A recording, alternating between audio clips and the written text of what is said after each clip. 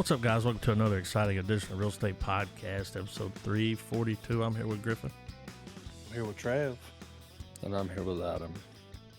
And this week we watched The Creator. Creator, baby. Gareth Edwards. Yeah. Gareth Edwards pretending to be Neil Blomkamp. Yeah, it did have a Blomkamp kind of feel to it, right? Well, the whole time I kept seeing the robots that like didn't have like a human face or whatever. Like they look like Chappie. Yeah, they did. Yeah. So this was a little bit different than the movie that I thought we were gonna get. But for the better, wouldn't you say? I didn't think it was going to be sad.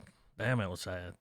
This movie was great. I thought it was great. It played out like an anime. Yeah. It was just sad. That ending was sad, man. Yeah. Yeah. Well, usually the best stories have kind of a downer, man. Like that little girl was like, when he was going to hit the button, she's like, no. And it's like, it's the only way. I mean, yeah. Hey, why didn't they download the mom's memory when she was laying there? Like they're so advanced. They did, right? But the soldier did. Yeah, Americans. It was on why didn't it was on that card? The robots do it? She's been laying there for 5 years. Oh, while she was. I mean, why didn't we just go ahead and put her in something? Yeah, and I get there like, well, we can't hurt her. Yeah, it's like, well, fucking get somebody else in here to fucking hurt her. We'll find her. Yeah, and find you a dude to come in here and pull that plug and download her ass on something. That was really cool. Yeah, it was.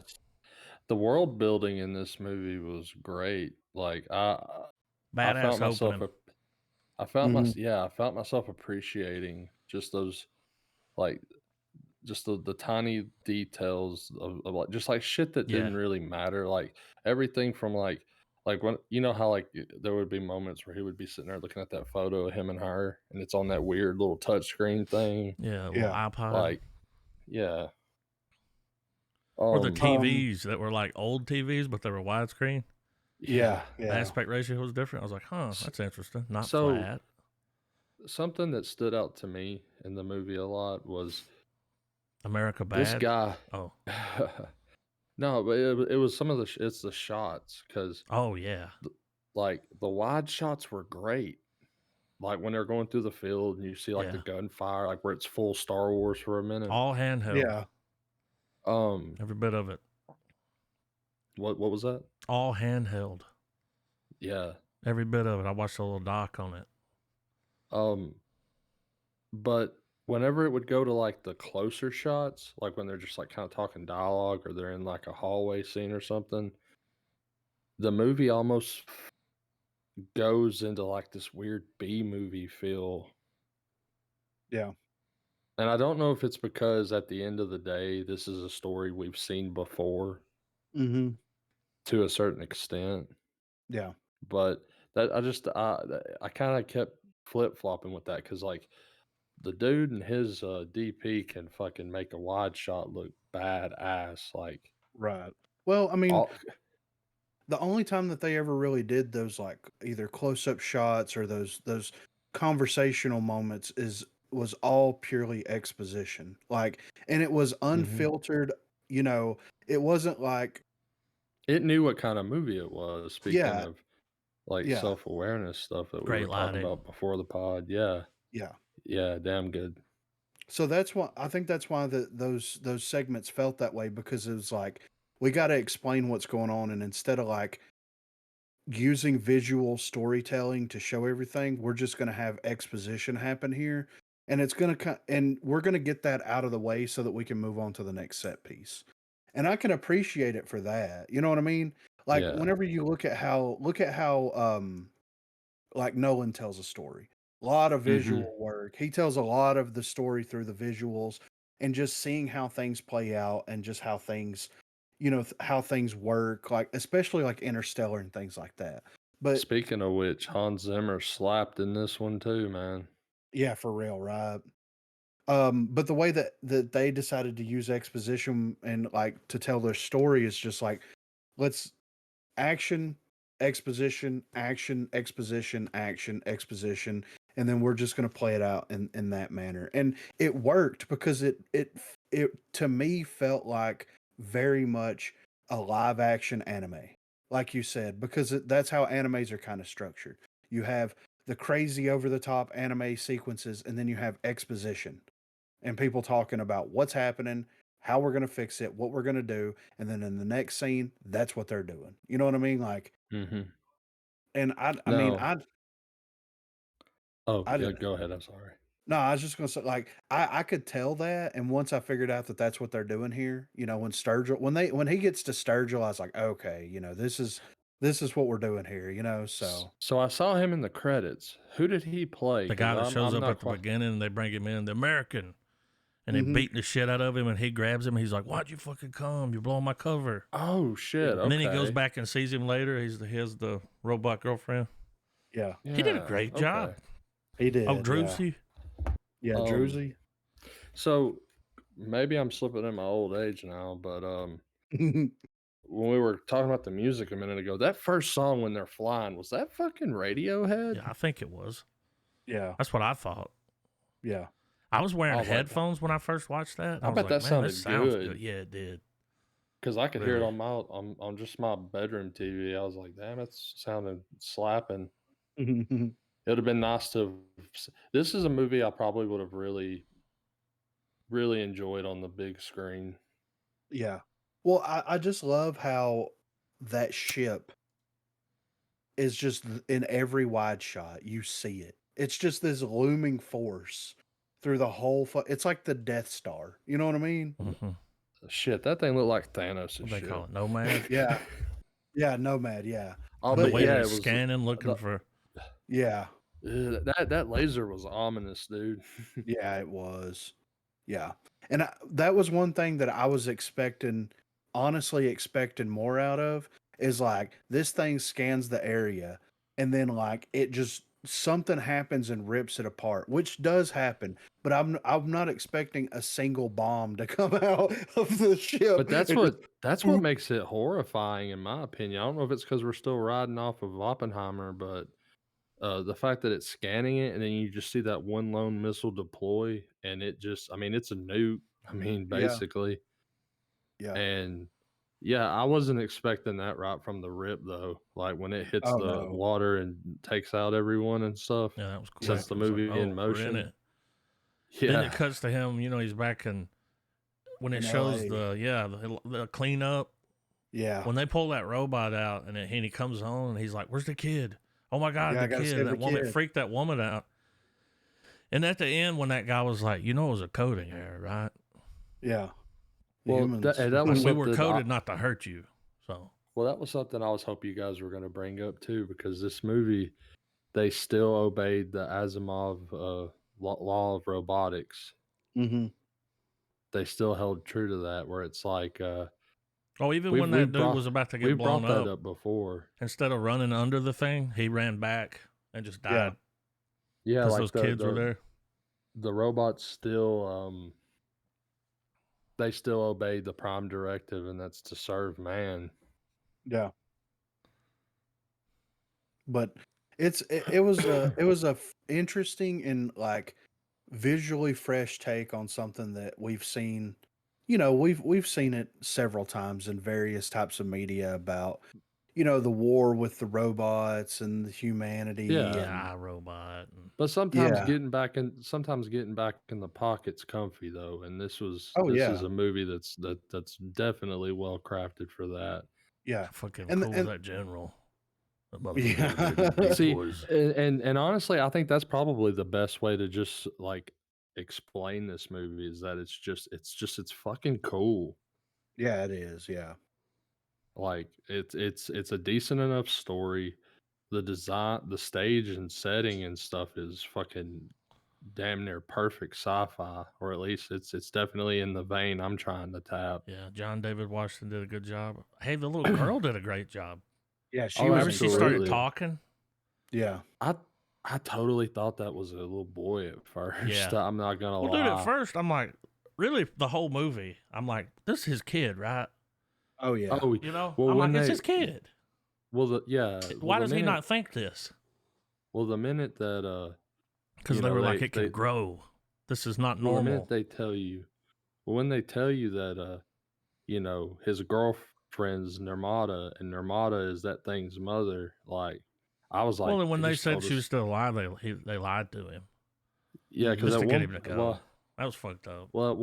because at one point I even leaned over and told DJ, I was like, why isn't he putting two and two together? That's his Yeah. fucking kid. Yeah, like, He's like, will you take me to her?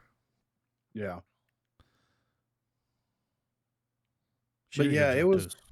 yeah. I mean, everybody not I really like the guy from Inception. The Asian guy, Ken Watanabe or whatever.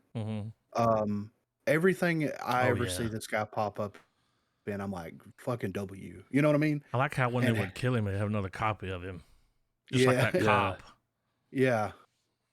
how weird of a role was that for her? The head military woman, because she, Howell. I think the Yeah. last thing I saw her in was that sitcom with Anna Faris years ago, like a decade ago. Mom? Yeah, Yeah, that's it. Yeah. and I Yeah, think because she she did. normally does comedy, right? She also did. I think she won an Academy Award for her performance in a film at the She's time in The where, Help. yeah, she also. I think it probably is. We're probably talking about the same movie, but it was That would one where want to she. have like everything. Oh, No. she Also played. High Did she play Tanya. Tanya Harding's mother? Yeah. Yes, that's what I was fixing to say. Like, Yeah. Okay. I saw her and in she Lou. I saw that on Netflix with my grandparents.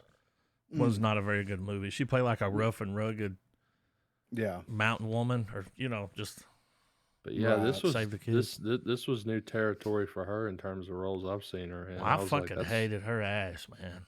Like, oh, dude, Yeah. she was cold blooded. when they was running those, and it's like, oh, you're using AI? When they were running in those little bomb busters, Yeah. Oh my and god. it come running down through there, doom, doom, doom, doom, doom. Yeah. And it ran past them. I was like, where the fuck is it going? And it's like full Oh, no, kamikaze, dude. Yeah. That's a hell of a kill streak, you know. Apparently, Yeah. Danny McBride was in this movie. Was he? Really? It says on the cast. Does I it say what he wonder if played? He probably played I a. wonder if he was one of those robot voices. Probably. Because there's that one that that would actually talk and had little bits of dialogue that was with that main team, you know. Yeah. But That shit where they can scan you. Whenever that dude dies, they scan him and plug him in, and it's like, oh my god, my wife. You Like, probably get 30 seconds out of him. yeah, Been it's dead like, for dude, hours. you know, so was it? I know one of y'all said earlier that y'all had watched the making of. Was it you, Adam? Yeah. So Now I watched was this it- a while back, so I may not be super okay. fresh on it, but Well, all I was gonna ask was because it also felt at the end of the day, and I guess it's just because of the whole Rogue One connection. Was this another Star Wars script or idea that he might have yeah, had? talk about that they were just showing how they shot it, and he's a bit of a camera nerd. They shot on like a $6,000 camera, very affordable. Looks amazing. It looks great. Well, he had 80 million. yeah, That's still pretty cheap for what yeah, the exactly. scope of stuff Right? like. Well, it seemed like Yeah. he was able to bring the movie in under budget a little, wasn't he? If his hardware is, if he's got the know-how to run, you know, doesn't have to have top of the line fucking hurt your heads, you know, cameras. Yeah. But yeah, I really enjoyed it. Like I said, it was a little bit different than I was expecting it to be. Yeah, the trailer didn't give nothing away. Yeah, but I did enjoy it, and you know, I like the. I wish that they would have expanded a little bit more on, and I was kind of hoping they were, of him and the girl's relationship. Like, there's enough there, but it would have also been nice if we could have seen them get a little like even closer. You know what I mean? I don't think it was a bad thing. Like the way they did it was Yeah. bad by It any could have been stretch, but longer. Well, Yeah, well, Only they- 2 well, hours and some 13 minutes. 10 of that's yeah. credits. Well, when they when they summed up, to add to what you're saying, Griff, well, for both of y'all, because it obviously would have made a much longer film too. Um, when they're doing their flashback sequence of how they met, Mm-hmm. you know how they have that. There's that line she says where she's like, "My father was, into AI and taught me everything about AI robotics." Like Yeah. that should have been a whole 15-minute scene, like an act, like her, you know, that would have Yeah. that would have been cool to have seen. Like maybe seen some of the early prototypes of stuff and Yeah. everything. Yeah. And it's Go ahead. I was saying I was just gonna add that like it's crazy though too, because something is like this movie setting is 40 years in the future from Yeah. now. Yeah. Right. And Which is everything is wild. Blade Runner as fuck. Yeah. I do like how they kind of nodded back to Blade Oh Runner, yeah. but Yeah. it just keeps getting more grounded. Like it's like, no, it's gonna be like that, but it's gonna be a little bit less intense than you think it's gonna, Well, yeah, like him, like when he's walking through the streets and you see the billboard and it's like donate your likeness, and it's like Yeah, stuff yeah. that seems logical almost, Right, yeah. No, I think that my biggest issue with the movie overall was the fact that like once he finally realized that like I think they should have had the reveal of that being like a clone-esque version of his child. Yeah. He didn't really have much of an emotional response to that. You know what I mean? Like because I get it from a storytelling perspective where you're writing characters because it's like it's not his kid, but he lost his kid. He thinks that if she's still alive, the kid made it. So I get it, but also like it would have been nice if he would have had just a little bit more of an emotional response than he did have in the Yeah. flick. That It like, was pretty oh cold to the Sims. yeah, right, and he goes full circle by the end of the movie, but like I don't know. He has more of a naturalistic um pivot, I guess you would say, on his feelings towards something that he doesn't necessarily like or agree with. Whereas we're watching a movie, I would have liked a little bit more of a dramatic pivot. You know what I mean? Mm-hmm. But that's just like I said, that's one small little gripe complaint because it's like we didn't know. He's going off of some bullshit information, of course, but we don't know as the audience if she's still alive or not. And we have to assume that like even if she survived, there's no fucking way that the kid would have made it while she was pregnant through that shit. You know what I mean? Mm-hmm. And he would have had Yeah. to have imagined the same thing. Like, oh, so she's alive, but like she survived a fucking nuclear Well, even blast. Sturgill was like, "No, we're not doing Yeah. this." Yeah, right. Yeah. Well, So yeah, because even so, like, yeah, man, like that makes even more sense too with Simpsons delivery, because it's like, clearly at this point in that technology, someone's done had that kind of issue where it's like, is it them? Is it, yeah. but So but yeah, surviving a blast like that, I was like, whenever And it was right was on like, top of yeah, him. they did, yeah, and we I did mean, the scans. he can't She's remember human. shit, yeah. but he can. Yeah, when that happened, I was like, "Fucking what? Yeah. Okay, all right, I'm Well, see, suspending it." Yeah, I thought that whenever he showed up, that she was either going to be have her memories implanted into like that was one of her scientific breakthroughs that he didn't know about was like she's able to uploading transplant. consciousness. Yes, yes, and like Like then what he's they going were to have doing with the thing. yes, But and then oh, sorry. well, like that would have gave it an extra layer for him to have to come to terms with. Like I love this woman, I want to be with But this she's a woman, Sim. but now she's a robot. And Yeah, so is my like kid. yeah, But exactly. So what am I going the to only, do? but I feel like that would have cheapened the The part. ending. Well, it would have cheapened the part of the movie where the general is pulling that memories from the person that's dead. Yeah. hmm Because I don't know, there was I think something that was a cool about tech that that. only they had. It was something cool about that process because she said, yeah, because she was saying like he's been dead for several hours, so we're only going to get a few minutes. Like Yeah, the more 3 recent, minutes. like yeah, the more recent you are, from dying, the less that your data is remaining. And I was like, that's That was pretty cool. fucking cool. Brain Yeah. activity. Yeah. But, like with her, them kind of building it up to like her dad is like this prominent figure. It's like, well, if she's still alive or if she's still conscious in some way, shape, or form, then I mean, I don't know. It would have been interesting to see like nobody has this technology except for her. Like she's able to put people, and it's like it's allowing these people that are living with these robots, these people in New Asia, like once they get too old, they can just transplant over and like Yeah. whenever you show up, it's like, oh, so the people that are robots, like the monks and stuff, Mm-hmm. it would have been Yeah. really interesting if those would have been real people at one time.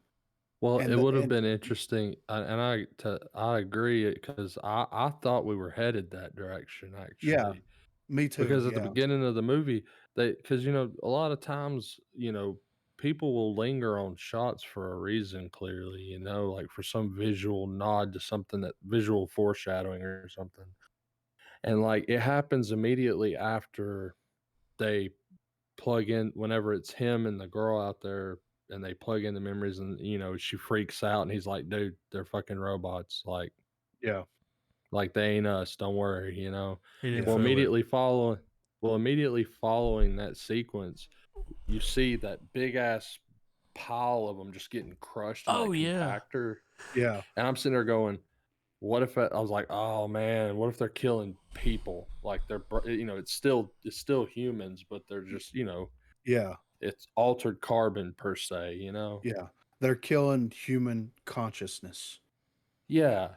Yeah. So I think it would have made something like that. It would have made shots like that be more impactful, like a second viewing. Yeah. And maybe it's one of those things where he had an idea to do something like that, but the studio's like, let's rein it back in. Let's make it a little bit more toned down and a little bit more simple. Let's not question all this AI stuff because I mean, look at Hollywood. Yeah. You know what I And mean? Like, I mean, clearly the right decisions were made because I mean, when a yeah, move when you can sit and talk about a film and you can add your own ideas to it, but still, because I feel like we're still all walking away from this going, glad we watched it. Yeah. yeah, oh yeah, for sure. But like, yeah, it's a hallmark of a good movie, and it also shows you that something that's wide in scope doesn't have to be as equally complicated in story. Yeah, exactly. Yeah, Because like and I because I mean, at the end of the day, a good old fashioned Odyssey, which is exactly what they fucking go on. yeah, Um, it's always a good time, man, no matter what fictional setting you put it in. yeah, and I do feel like that this is very accessible for a lot of people that might not be interested in like deep sci-fi. You know what I mean? Well, funny you said that because whenever it's a debriefing thing at the beginning of the movie, Yeah, they're basically telling you what the movie's about. It's like, hey, AI did this. They're building a super weapon. It's our job to go fucking find it. The yeah, minute I saw that, I was like, in my mind, so many like people that I'm like, okay, a lot of people I know that don't give a fuck about exposition can totally yeah, watch this, and they like if they miss some subtle dialogue, that it don't The fucking matter. normies. yeah, It's like, Yeah, oh, America. yeah, yeah. yeah. But So, yeah, but I yeah, really enjoyed it. yeah, oh yeah, and yeah, I agree. It's probably of the modern sci-fi movies that have like really crazy aesthetics, because like stuff like Dune, Star Wars, you're gonna babble on for just a minute to try to explain some shit to somebody to make that movie make sense if you're not invested in it yourself. Yeah, yeah, This isn't one of those, and it's for the better. And there needs to be more like this without having to delve down into like young adult shit, hmm you know? yeah. What's the first time I've seen a AI movie where the AI wasn't the villain? like for Yeah, real. right. Yeah. Like Yeah, I just it's wanted to not. It exist. doesn't have to be, because every time they talk about AI and where it's going, it's always, oh, it's going to be bad. It's like, but it doesn't have to be. No.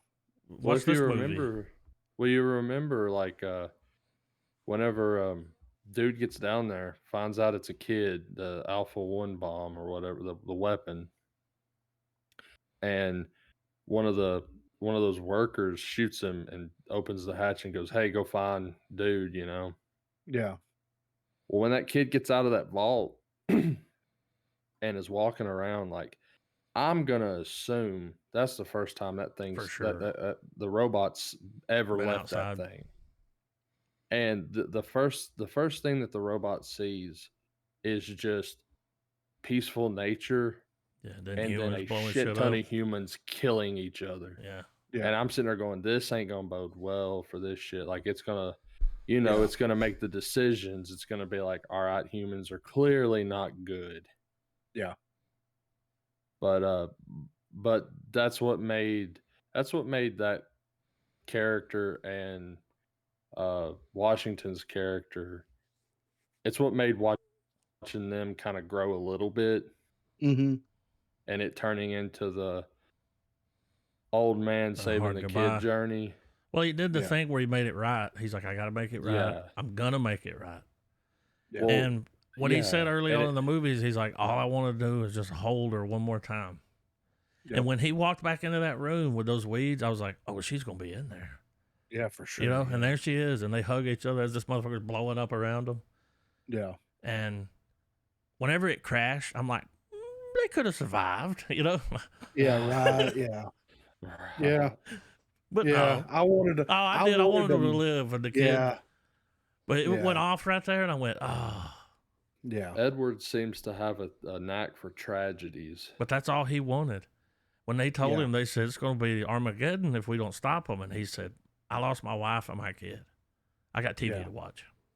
Yeah. I don't give a fuck. Oh, I mean, yeah, a lot. I mean, like, and honestly, like that's, while I absolutely agree that his emotional response at the end there was a little weird, he absolutely nailed it in some respects, though. Like the guy's Yeah. just shot from it all. Like his nerves are gone. Like He also had pulled the plug on her. yeah. Yeah. Which that's Yep. Didn't I want to mean, live after that. No. yeah. But I'm gonna give it a full star. I enjoyed the hell out of it. Same, man. Full star. It's good. Yeah. Gets the coveted real estate Golden Alpha 1. Yeah.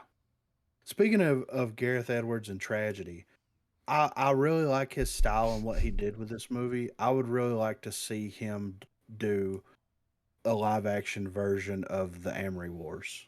Oh. I think that he could pull that off. I know. I agree. That would be pretty cool. Yeah. There's Um, not many directors but I think that like him specifically, his the way that he, does character and plot, I think if he was able to tackle it in a long form medium like a series, Mhm. and mix with like, because the Amory Wars is like it's almost in this ballpark, modern day sci-fi to an extent. You know what I mean? Yeah. And I think that he could pull it off. And I think he could pull it off using a lot of the same techniques that he used in this flick. Oh, for sure. And I was thinking personally that I would like to see him do just the way this movie was shot, as far as like the filters and shit that he used. Mm-hmm. I know I can't believe I'm already saying it, considering we had about a month and a half of it. I'd like to see the guy direct a Indiana Jones style adventure film. Oh yeah. I think that would be cool. I think he could pull it off. I think you could chuck any sci-fi property at this guy and he would do a good job. Absolutely. So I would love to see him in like different avenues of adventure of storytelling, like either something like either Indiana Jones or maybe a fantasy story, or just something that deals with like we got to get from A to B and B is really far the fuck away.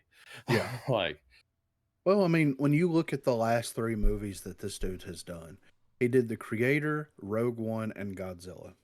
You Mhm. I know? mean, dude, that's a hell of a resume. Yeah, just off of those 3 alone. So, like, give this man some money and let him do. And he did Monsters, which has a pretty good ratings here on IMDb, but I've never seen it. Wouldn't mind checking that out at some Mhm. point. But dude, like, just let him pick properties he wants to do and just roll with it, you know? Oh yeah, dude. Just let this man cook for sure. Cause Yeah, um, I mean, I yeah. know it sounds like I know I'm beating a dead horse on the comment here, but like just some of those sweeping battle sequences that he does, dude, were just Yeah. I mean, it gets a chef's kiss, dude. This was Oh that yeah. kid's first movie, The Alfie. The weapon. Alfie, Yeah, that did a kid's gonna great be job. Yeah, yeah, that kid's Yeah. gonna be incredible, dude. and then I didn't Oh realize, man. but the Maya was in the Eternals. I knew I recognized that face. I Yeah, was like, I've yeah, seen this Was girl in she was something. she the was she the one that was Kit Cersei. Harrington's? yeah, Okay, yeah. yeah.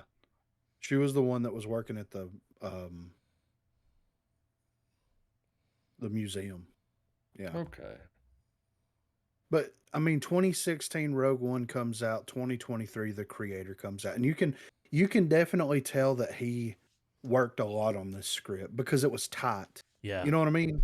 It was really tight. He had everything down the way that he wanted it to be. no chuffa. Um no But I chuffa, Any could have dude. took more. It was like I'm like I could have Yeah. done an hour and 52, 55 more minutes. Like Yeah. really, Oh that's how dude. much I was into Yeah. it. Like, but I Oh yeah, appreciate the man. tightness.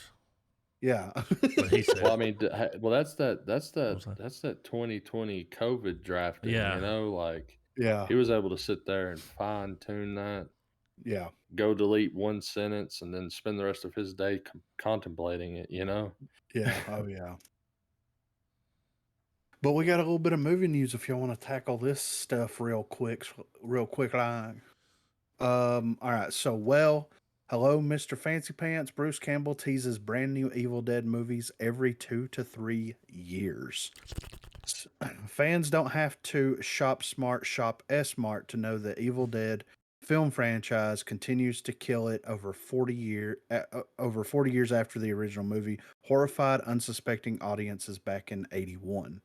And while the series' irreplaceable protagonist Ash Williams, who was played by Bruce Campbell, of course, didn't show up in the last installment, does hearing his voice coming from that vinyl record really count? Evil Dead Rise executive producer Campbell and the franchise's creator, Sam Raimi, plan on serving up even more Evil Dead films every couple of years. Campbell said in an exclusive interview with Collider, "We're going to do them probably more like every 2 to 3 years now, rather than every 10 years. But hey, we've we've seen with Star Wars, you don't want to wear people out. Keep them guessing. We never wore out our welcome with Evil Dead because we never choked them." Campbell kept the magic of the franchise going as he once more took up the mantle and gnarly chainsaw arm of the charismatic Chevalier of Malarkey in the wildly popular Starz series Ash vs. Evil Dead from 2015 until 2018. Horror comedy came on the heels of the 2013 Evil Dead reimagining, which did feature Campbell as Ash in the post-credit scene. And as groovy as it was to see the character again, don't expect him to show up saying "Hell to the King, baby" anytime soon in the new projects. So I think that I think Raimi's a smart enough guy. I think Campbell's a smart enough guy to know that we got the reimagining, which was basically a sequel, legacy sequel.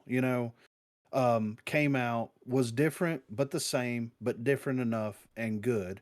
And then we got Evil Dead Rise, which was like completely different, really. mm-hmm. Um, but they brought people in that care about the property, that care about what the core fundamentals of that franchise is, and they knocked it out of the park both times in Mm-hmm. both outings. Now, I mean, statistically speaking, there's going to be a dud at some point. You know what I Sure. mean?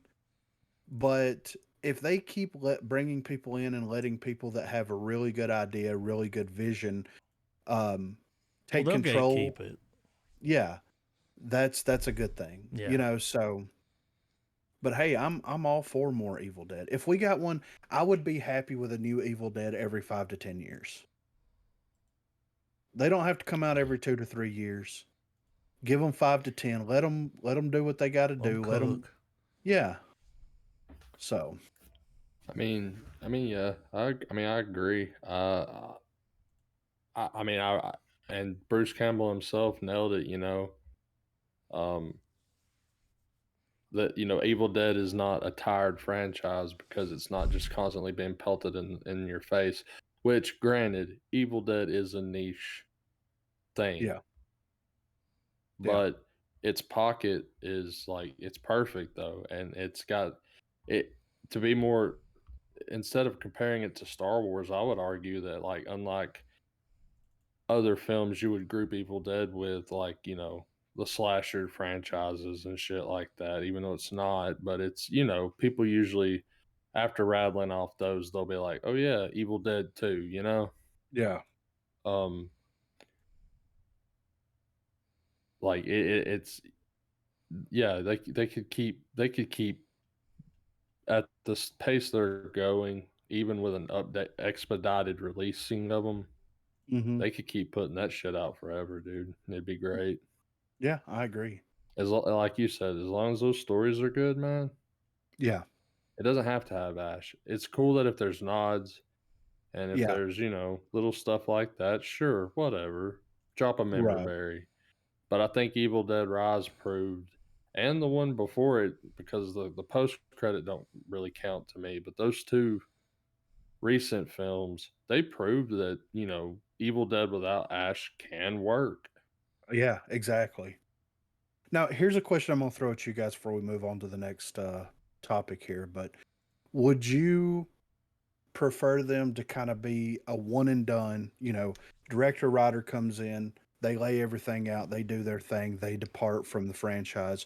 Or would you like to see like a possible, 2, 3 film, Evil Dead kind of series where they have a character that is very Yeah, I mean, if they come in and it's a banger, and it's like, please make more of that.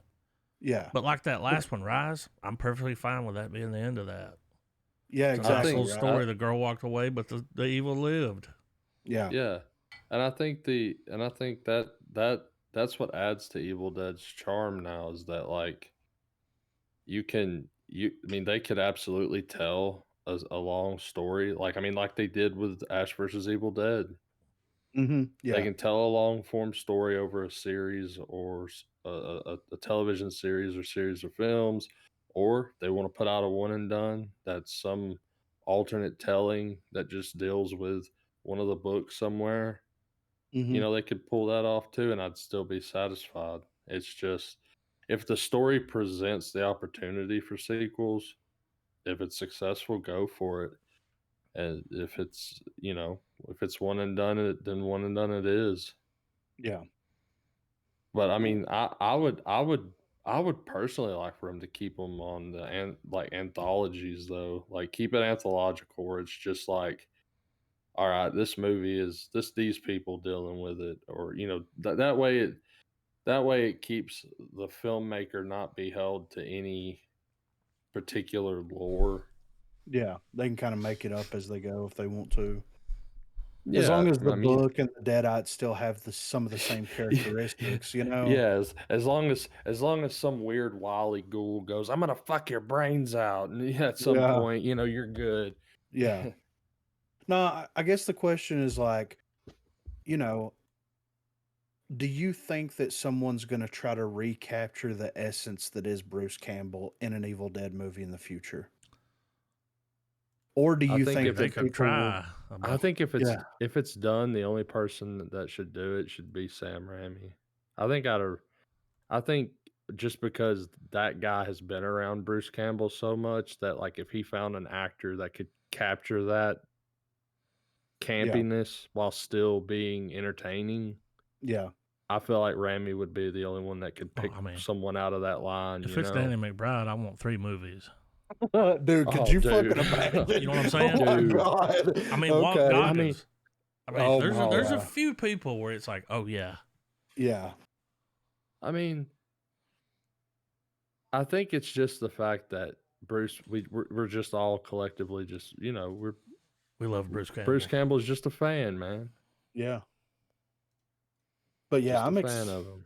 I'm excited for more Evil Dead, man. And it's one of those rare franchises, at least for me, where they can go over the top with the gore and You expect it. it's yeah, and Little it's goody cool. two shoes, little Yeah. goody two shoes. Well, like some of the stuff in Evil Dead Rise was like with the fucking cheese grater and all that stuff, like, but I expect it with Evil Dead. I mean, Evil Dead is Yeah. gallons and gallons of blood. You know Yeah. what you're getting into whenever you But watch an Evil Dead it- film.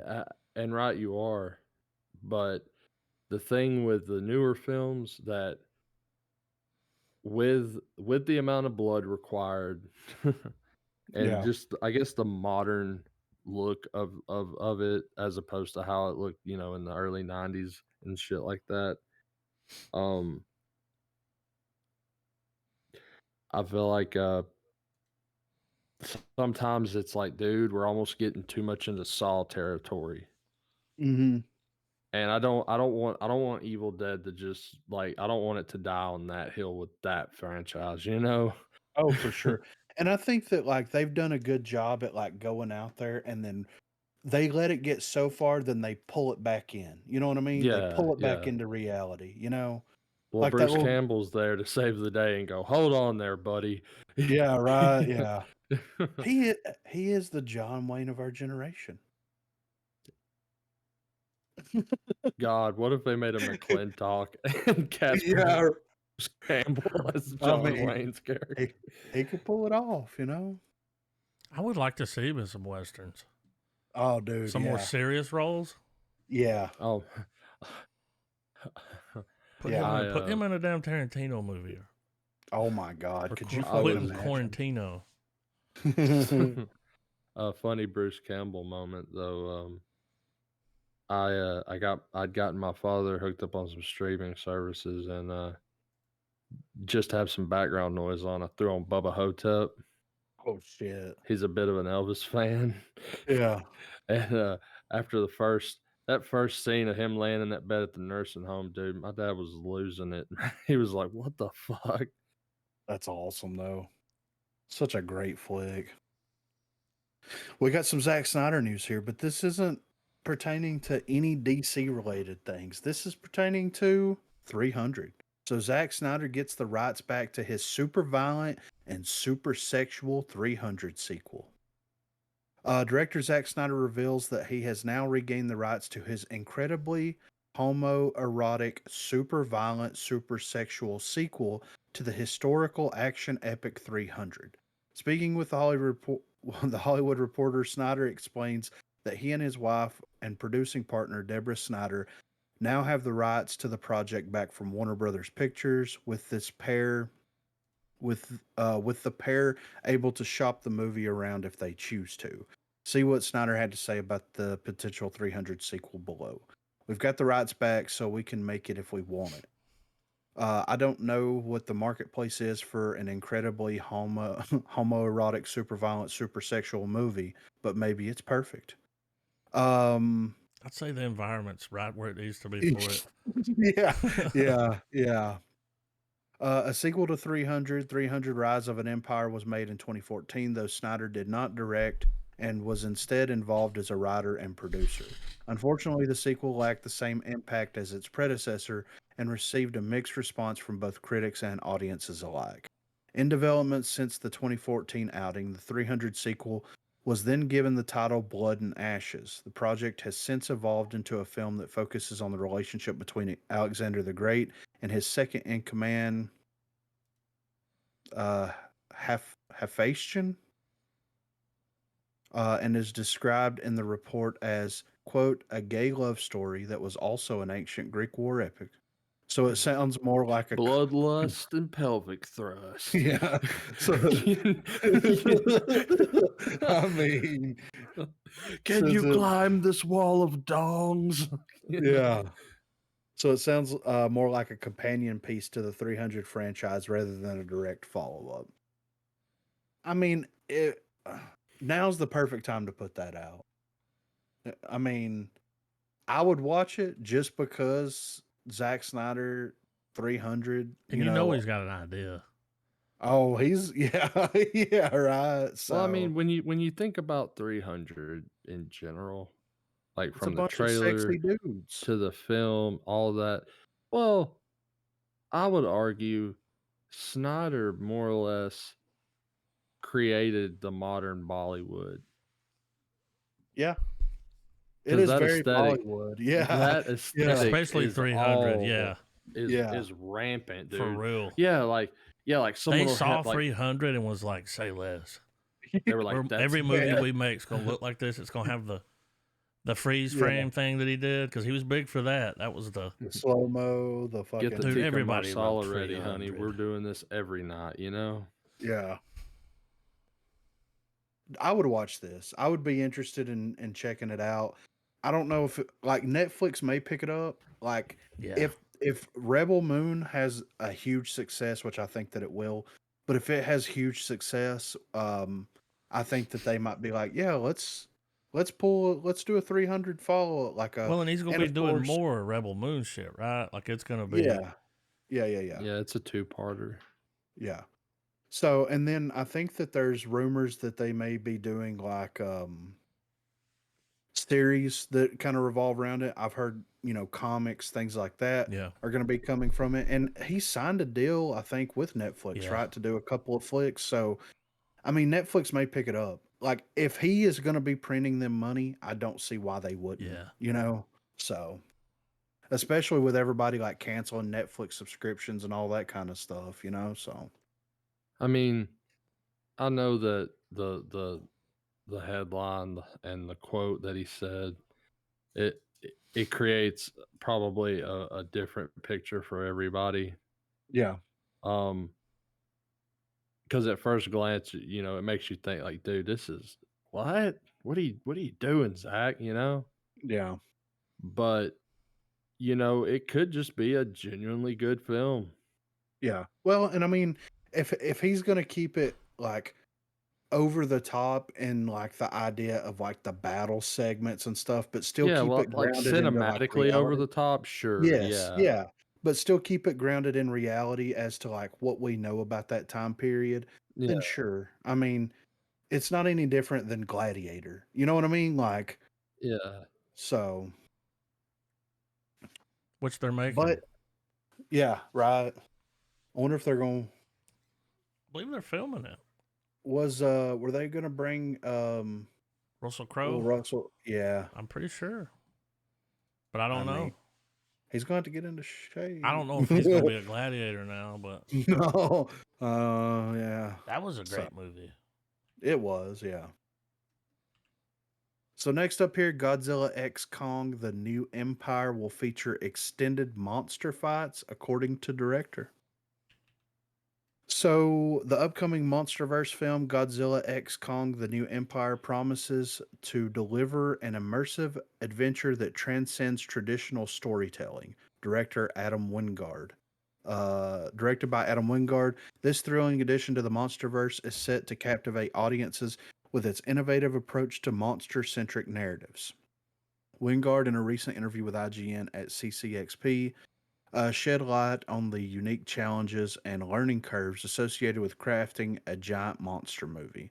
His revelation that a significant portion of the film is composed of animated CG shots speaks to the creative freedom this medium allows. Wingard emphasizes the utilization of purely imaginative sequences, some extending up to 8 minutes, where the narrative unfolds through the actions and interactions of the monsters themselves, devoid of dialogue. This is what he had to say about it. The skills that it takes to create a gigantic monster movie are so specific that you have to learn them. And only at the end of production was I like, oh, wait, now I know. I had all these different ideas of what I would do next time and how I could improve upon it. So much of the film is entirely animated CG shots, so much of it is just pure imagination. We have some sequences going up to about 8 minutes long where it's just the monsters doing their thing. And so the movie really allows the monsters to tell their own narrative in a visual, nonverbal way. This That's technique, fucking awesome. right? This technique marks a departure from previous installments in the Godzilla series, which have often faced criticisms for their character driven plots. Godzilla X Kong The New Empire aims to address these critiques head on by offering an abundance of monster sequences that let these colossal beings drive the story forward in a visually captivating manner. This focus on nonverbal storytelling allows the film to explore a more primal and instinctual narrative, one that resonates with the awe inspiring nature of its titanic protagonists. I mean, dude, just imagine if Sheesh. they have like a sequence where they're coming up out of Hollow Earth, and you're just seeing the creatures do like a long cut of them just fucking leaving Hollow Earth, going through, going out. You know what I mean? Just like Yeah, give it style and flair, obviously. yeah. But We've got the like, trailer for that to watch. yeah, I haven't Onwards. seen that. Either. Yeah, I haven't watched it Mm. either. But yeah, I mean that's look, man. I saw this post the other day where it was like the most the largest grossing properties of all time worldwide, right?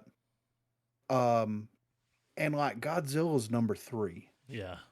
And it's above like Mario, Marvel, Star Wars. You know what I mean? Like Been around it's so long. yeah, Dude, it's Man. I'm beyond excited for -1. Oh, dude. everybody's saying it's the best Godzilla movie that's ever been made. Ever. Yeah. Yeah.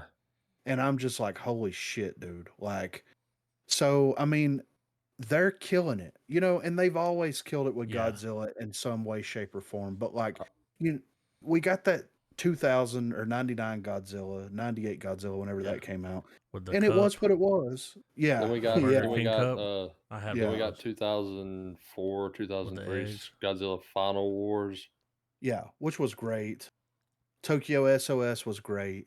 Like, But I and it felt mean, like they were wrapping Godzilla up there, and I was like, well, this is probably going to be it. We probably won't get any more Godzilla. And then when fucking Edwards, he was like, fuck it, we're doing another American Godzilla, and we're going to do it right this time. And I'm like, yeah, well. And then I went to the movies, like Yeah. fucking mind well, blown. well, dude, what a time to be alive. Not only are we getting American Godzilla Yeah. films, we're getting Toho Godzilla as And well. the show Yeah, And and all of them are fucking bangers. dude, they said this Godzilla -1, fuck the city, fuck the day. Not a yeah, good Fuck guy. yes. fuck Not a everybody. savior. Yeah, See, no, and Man. that's the Godzilla I've been missing, man, is the one that's yeah, like, "No, fuck this. I'm a force of nature and Yeah. humans are just in the way." yeah, Surprise, motherfucker. right. Walking in So high heels.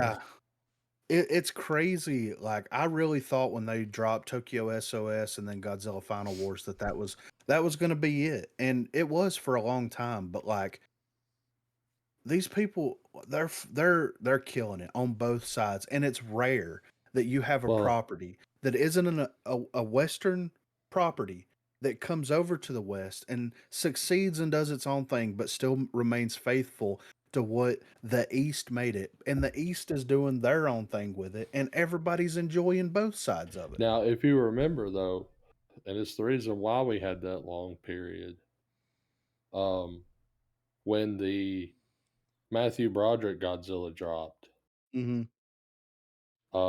Toho hated it so badly, if I'm remembering it correctly.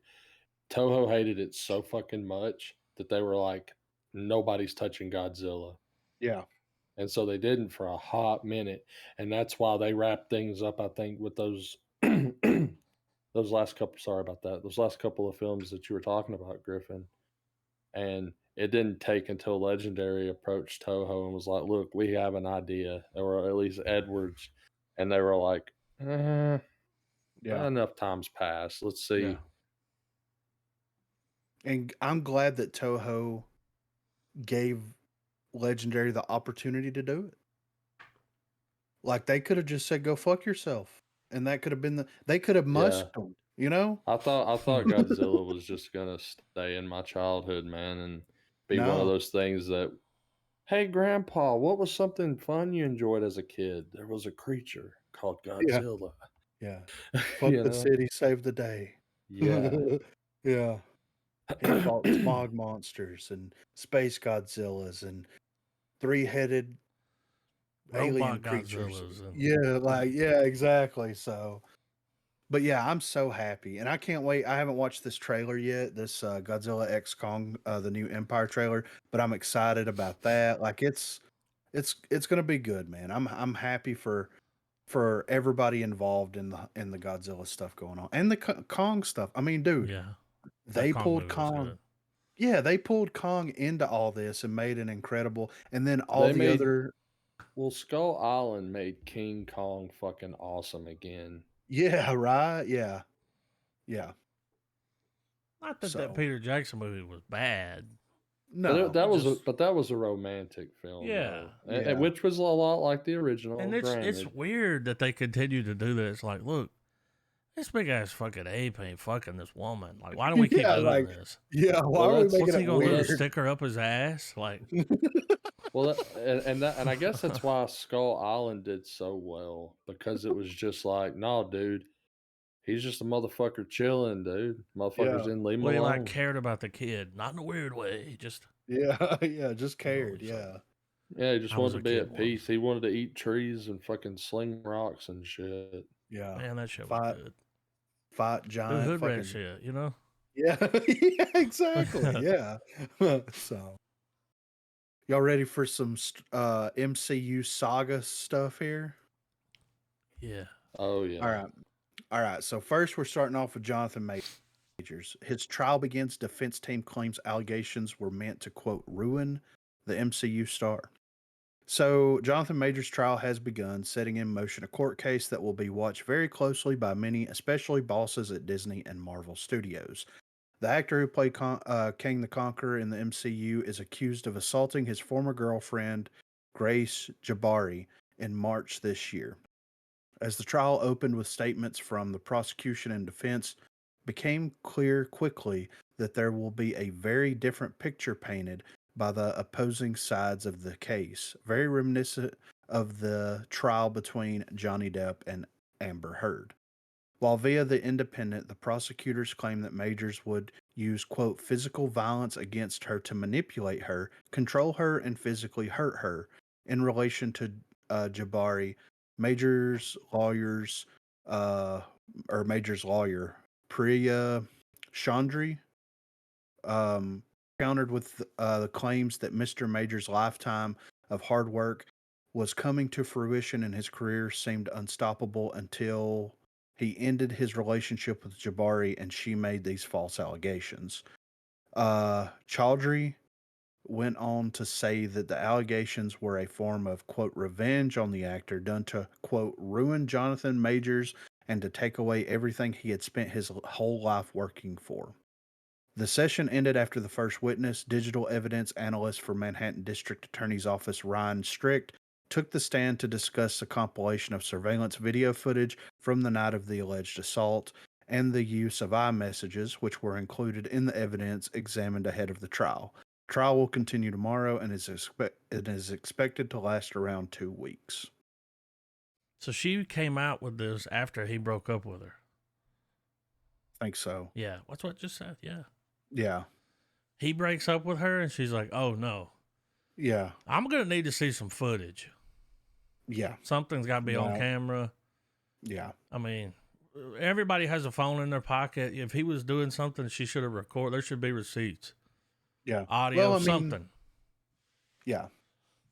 So, I mean, I'm sure that they're going to say it's going to last 2 weeks. Probably not this week, but the following week we should get some results from the trial. And I'm going to check into some updates here and there and see if I can get some information Yeah. just in passing, just to kind of see what's going on, because like we've heard a lot of different things and we've talked about a lot of different things on pod here about, this whole Jonathan Majors case.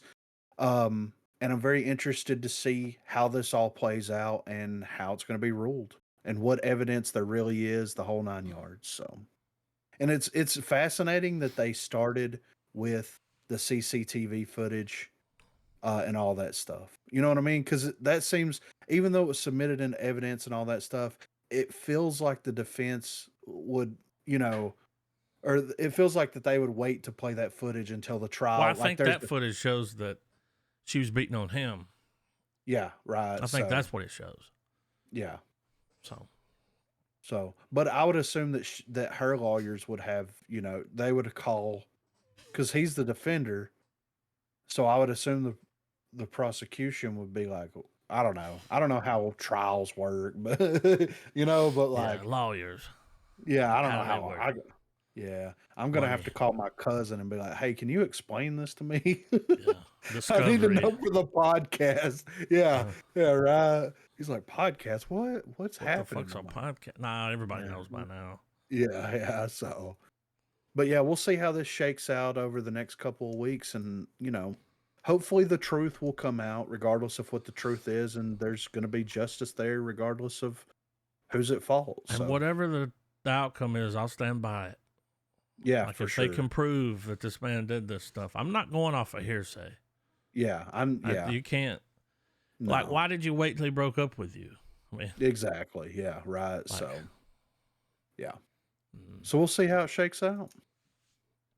Next up here, we have a post where Marvel officially confirms that Scarlet Witch died in Doctor Strange in the Multiverse of Madness.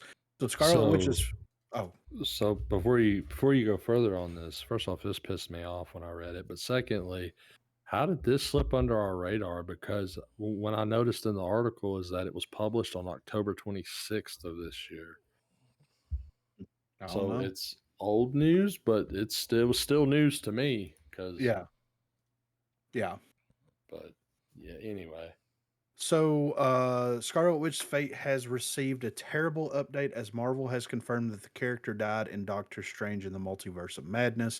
Audiences were curious about Wanda Maximoff's fate toward the end of the movie since it was unclear. While Scarlet Witch was seemingly crushed by falling rocks, MCU characters don't always stay dead, and her mystical powers may have saved her in some way. However, in the new book titled Marvel Studios: The Marvel Cinematic Universe, an official timeline, Scarlet Witch's tragic demise appears to be confirmed. The moment occurs during the ending of Multiverse of Madness after Wanda destroys Mount Wungador, and there is a red burst once the rocks crush her. The book says Wanda destroys Wungador and collapses it upon herself, ending two great threats to all of the multiverse. Additionally, the entry in the book has a symbol corresponding to a major character death, officially confirming Scarlet Witch's fate. In Multiverse of Madness, Scarlet Witch goes on a path of destruction to find a universe where she can be with her kids. She needs to find America Chavez and is willing to do anything to get her, including sacking Camartage and killing the Illuminati. When she finally sees her kids, they are terrified by the monster she's become, and she finally sees the error of her ways. To right her wrongs and save Doctor Strange, Wong, and Chavez, she destroys the mountain and all copies of the Darkhold with it. With Scarlet Witch's sacrifice in a moment of redemption that sends out Wanda as a hero, it's a disappointing ending for a character who deserved better. Wanda arguably went through the most trauma out of any MCU character. Her family died when she was young, and then she was experimented on before her brother died while fighting Ultron. She later sacrificed Vision, only for it to be meaningless. She then got blipped. She came back from the blip and set up her dream life in Westview before having to take it down. Her villainous turn is one that did make some sense considering how much she lost and what she wanted to get back. However, Multiverse of Madness turned her from a complicated hero into an outright villain who used her trauma as an excuse for the destruction she caused. Wanda deserved a moment where she learned to use everything she lost for the greater good and move on with her life, but she never got it. Doctor Strange in the Multiverse of Madness was the end for Elizabeth Olsen's Wanda, then the MCU may have missed an opportunity to give her a satisfying ending. I I agree. mean, wow. Yeah. Well, Her trauma had trauma. Like, yeah, right, yeah. And the thing too is like they kind of set her up to be like a perfect reoccurring villain for well, a dude, that while. show's about to come out. Was it Agatha? Yeah.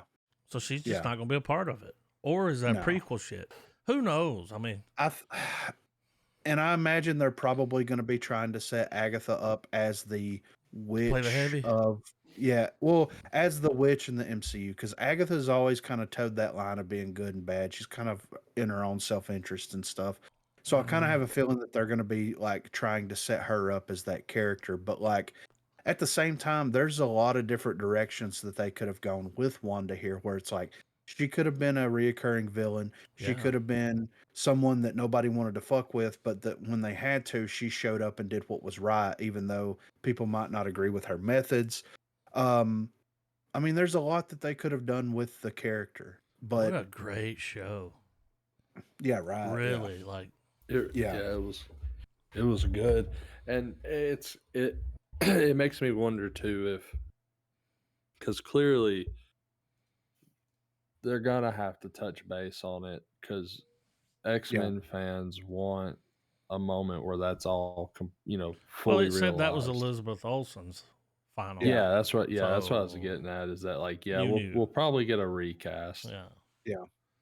Which is fine. I mean, with the multiverse and all that stuff, like, I mean, there's going to have to be a mutant version of her, like a legitimate mutant version of her. You know what I mean? Mm-hmm. So we'll see if that plays out or if anything comes to fruition there. But I wouldn't be opposed to them like doing a recast. But Elizabeth Oh Olsen, my God. man. Ooh. Yeah, you know, like She She was ain't good gonna as be as Scarlet fine as Witch. her. Like, she's so charming. You know? those eyes. Yeah. Anyway, yeah. Moving on. What? Thunderbolts teased by Wyatt Russell. It's time to make a good Marvel movie. Ooh, shade. Yeah, right. That's why I put this in here. The Falcon and the Winter Soldier star Wyatt Russell has teased the quality of the upcoming MCU team-up flick Thunderbolts, with the actor saying, quote, "It's time to make a good Marvel movie." Russell, who made his MCU debut as John Walker, aka U.S. Agent in the Disney Plus series, will unite with the likes of Florence Pugh, Sebastian Stan in Thunderbolts, and the actor is confident in the vision of director Jake Schreier. I know director Jake Schreier so well, and I know how smart Jake is, and how much he cares about making something interesting and different and utilizing everyone's talents to the best of their ability. And the story that I think they've come up with is really interesting. I know parts of the story and how the story works. I can't talk about it. Russell made the comments during a panel hosted by MTV's Josh Horowitz, uh, Who? with the actor, with the actor referencing the recent lackluster critical and box office response to the Marvel franchise. But it's not a straightforward Marvel movie as you've seen in the past. I think it's going to be a lot of fun, but I think it will be something that hopefully Marvel fans will look at and go, "Oh, okay, this is a little different. Let's go hard at it." And as far as how we are approaching it, it's time to go to work. It's time to go to work a little bit. It's time to make a good Marvel movie. So let's do that and work hard at it and don't take things for granted. I think that they Hey. have themselves, yeah, and I think that they have themselves a very interesting way to approach things here, because you're going to focus on characters that are essentially a team of anti-heroes that's teaming up to go do some anti-hero nonsense. Yeah, it's like You their know, version of the Suicide Squad. yeah, exactly. So it's gonna be interesting getting all these different personalities together. And I think that if they do it well, it could be a different and entertaining Marvel movie. I think it could be really good, but are they? You know, like, Of course, are they man. going to allow it to go where it, like, because, dude, they need to make it PG. They need to go hard PG 13 with it. They need to make these people be characters that are just like, we don't give a shit. We're here to do a job. You know what I mean? Like Yeah. they need to really lean into that. So hopefully they will. But Speaking of Sebastian Stan, yes, he's going to be playing Donald Trump in a What? movie called The Apprentice. What? Yes. What? He is. I'm going to drop it in general. Look at the Okay. screen test. Oh my God. I can't wait to hear his Trump. It follows This- Donald Trump during the 70s and 80s, so he's going to be like, you know. Did a lot of cocaine. First of all, Trump would never wear that tie. No, definitely Garbage not. tie there. Yeah. Yeah, I think they're I'm filming. going to snort Quaaludes, Yeah. get drunk on a yacht. It's very And expensive. grab them by the you know what. You know what's crazy about Sebastian Stan though? He morphs Oh, yeah. into whatever character he's playing. Look at Like, how I don't think that's Bucky. No, When you see him in a role, Yeah. he's playing that part. Like It's in kind of like a I, Tom Hardy. Yes. In I, Tonya, with him Yeah. being like, you don't like, he melts into. See, I didn't a even know role. it was him in that movie. Yeah. Yeah. He plays the husband. Crazy. So I'm excited to see that. But yeah, I'm excited to see Thunderbolts too, but I'm a little bit more excited to see this Trump Yeah, movie though. Like I want to know what his I Trump mean, he's got to voice do the sounds like. voice. Yeah. Like, I didn't have it in the 70s. I formed it later in life. You know, so. They said, right, next- Donald, you've got to be assertive. Next up, y'all want to talk about something that we kind of figured was going to happen? Sure. The Marvels ends the theatrical run with oh, shit. the worst MCU box office ever. So hopes that the Marvels could manage to turn around its disastrous opening weekend and second weekend collapse were never really that high. Now, as the MCU's last family-friendly theatrical release until 2025 ends its run, bosses at Marvel Studios will be licking their wounds. The latest film in the MCU suffered the humiliation of taking just $197 million worldwide, with only a few million expected to be added to that in the coming week. As per Variety, the studio said in a note to the press, with the Marvel's box office now winding down, we will stop weekend reporting of international global grosses on this title. The previous holder of the record was 2008's The Incredible Hulk, which ended its theatrical run at just over 260 million. However, while the Edward Norton-led movie had a budget of 150 million, the Marvels had a much higher 220 million, making the total takings at the box office even more painful for Marvel Studios and Disney. Somewhat ironically, the Marvels did not fare badly with audiences and managed to gain an 82% approval rating on Rotten Tomatoes. How? Compared to, I don't think you know how. After a complicated start to the year with the release of Ant-Man and the Wasp: Quantumania and the subsequent accusations against Jonathan Majors, Marvel Studios seemed to find some peace thanks to James Gunn and his latest adventure with the company before dedicating himself completely to building a new DCU. Guardians of the Galaxy Volume 3 was a smash hit. In addition to receiving praise from fans and critics alike, something which the Paul Rudd-led Ant-Man threequel sorely lacked. However, between the delays caused by strikes by writers and actors, and later the criticism of Secret Invasion, the situation once again became unfavorable for the franchise. The second season of Loki renewed fans' hopes for the MCU's recovery, but then, in another roller coaster of ups and downs, the release of The Marvels proved how even the once untouchable franchise is just as fallible as any other. And now the it's situation, down to... Oh, I thought you were finished. Oh no, and the situation did not get any better. Now it's down to 61% on Rotten Tomatoes. Google reviews 51. Those are usually a little better. Yeah, that's a 2.7. Yeah, out of 5. It says here that according to the Hollywood Reporter, the Marvels suffered a drop of 77.8% during its second weekend. becoming the worst performance of a Marvel Studios film in its second weekend in theaters. Yeah. But that's not all. The outlet reveals that this would also make it the biggest drop for a superhero movie in all of Hollywood's history, surpassing even struggling DC offerings such as Black Adam and The Flash. So I don't know if you know this, but you remember when Elon was talking about him? He was like, "No, don't advertise. Yeah. No, I don't want him to." So, and he was like, "They're already boycotting." Yeah. He's talking about this movie, dude. The next day, swear to God, here's a Yahoo article. They lost 23 million subscribers because they tried to cancel Elon Musk. I mean, you know. Yeah, don't. Yeah. Go fuck yourself. That's going on the soundboard. Yeah, for sure. No, don't. Yeah, don't. 23 million. And it was already like they lied about how many subscribers they had. Like, yeah. People were like, well, Loki's over, so fuck y'all. Yeah, right. I'll come back because that's all you got to do is just come back and subscribe when there's just don't do the reoccurring. Yeah. I mean, there's nothing on there. No. Kid stuff. It's a snooze fest. Yeah. So, on the heels of this, Bob Iger isn't apologizing for sequels. Disney CEO offers reasons for the Marvel's failure.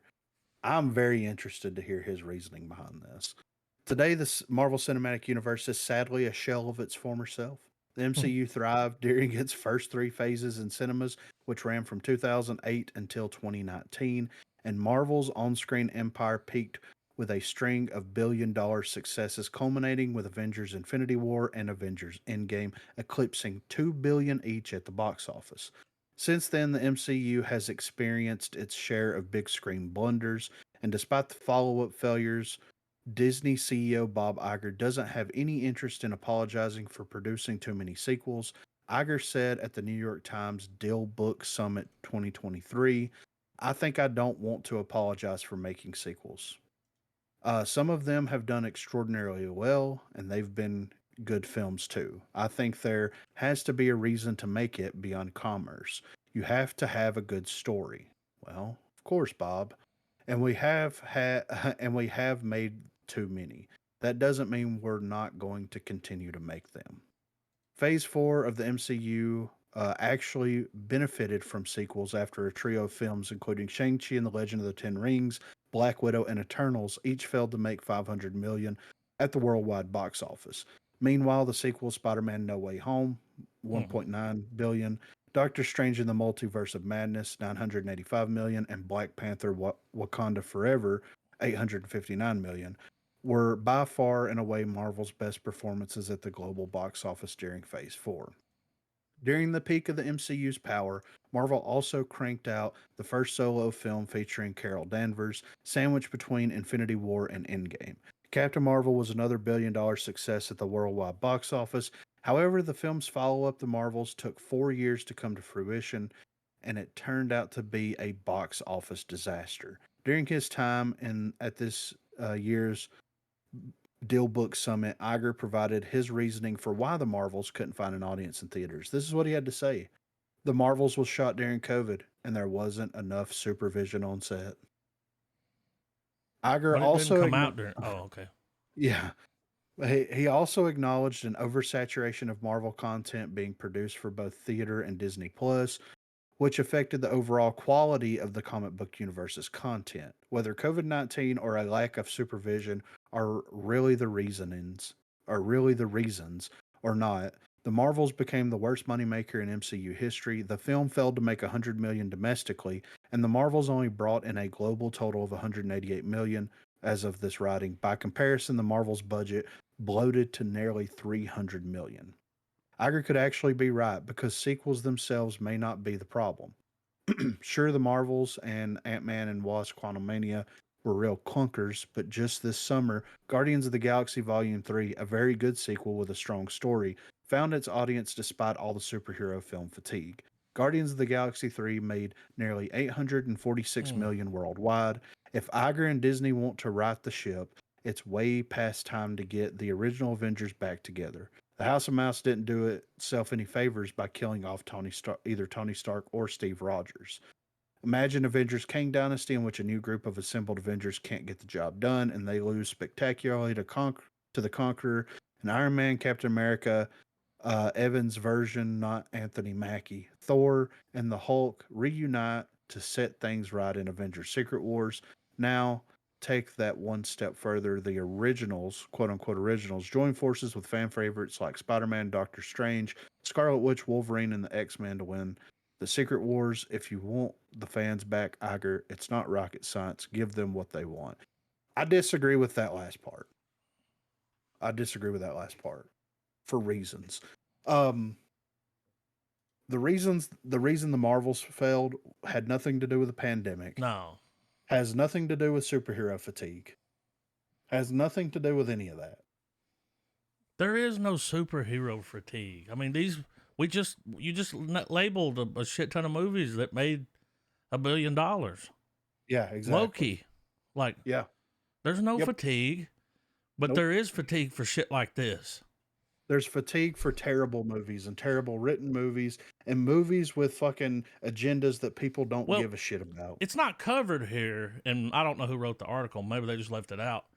But the same day that Elon did his speech, Bob Iger was doing one somewhere, and he was like, we don't have to, going forward, every movie doesn't have to have like an agenda. We're going to, we didn't do that before.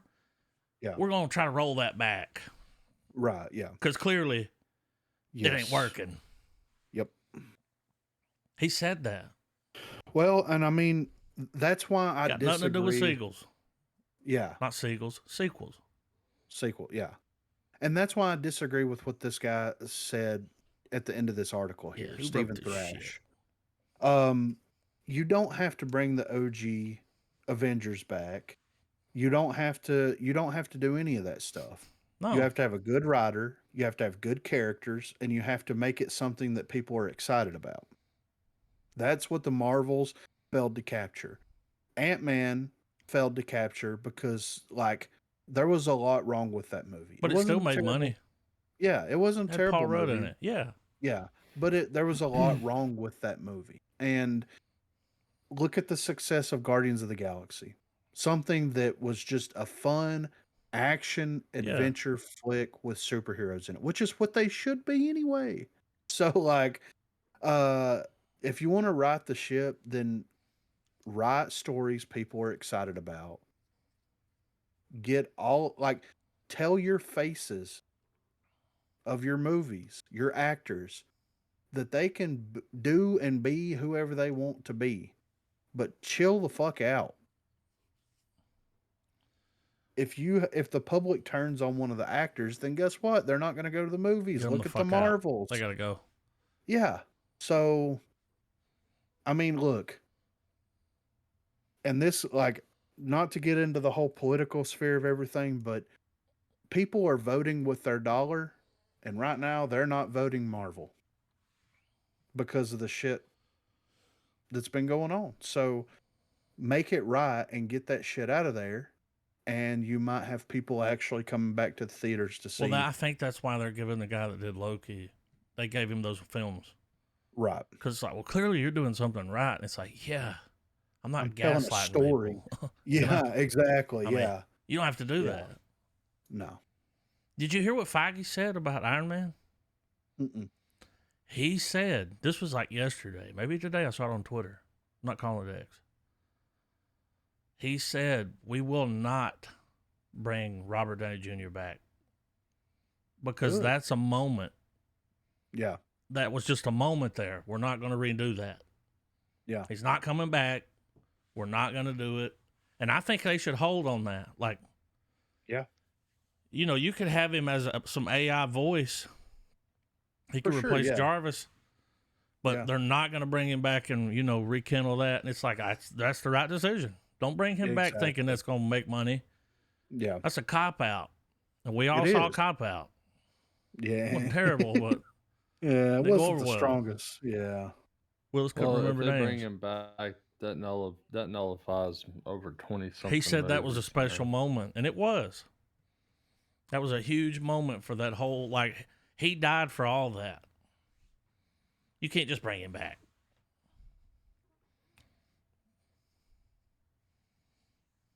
Anyway, he's doing hearings about atomic bombs. He's too busy. Yeah, exactly. Right. So, but yeah, I don't think bringing those legacy characters back, like Thor's going to stick around. There's a couple that are going to stick Yeah. around, but like, just let it go. You know what I mean? Like, just, Joe. yeah. And make interesting characters. Like you have an entire universe of characters that you can pull from. I mean, they don't found a new Spider-Man. exactly. Well, it's Which was possible. yeah, which was the hardest job in the world. Let's be fair. Like them finding someone to fit And he's Spider-Man as great. well. Yeah, as well as Now Tobey do Miles. Maguire. Yeah, do Miles. Why can't we do Miles? That's Why a does it great have to be character to play. animated? Yeah. I'm sure those are great. Well, that's Sony, but yeah. Well, they're trying to keep the rights. You know what I mean? Yeah. So, but I mean, there's interesting characters out there that haven't been explored in live action. You can pull those characters in. You don't have to. You don't have to. You don't have to swap things up in an astronomical way, just because people know that name recognition. they Nobody don't need knew- that face. Yeah. Well, nobody knew who the Guardians of the Galaxy were. No, dude, nobody's.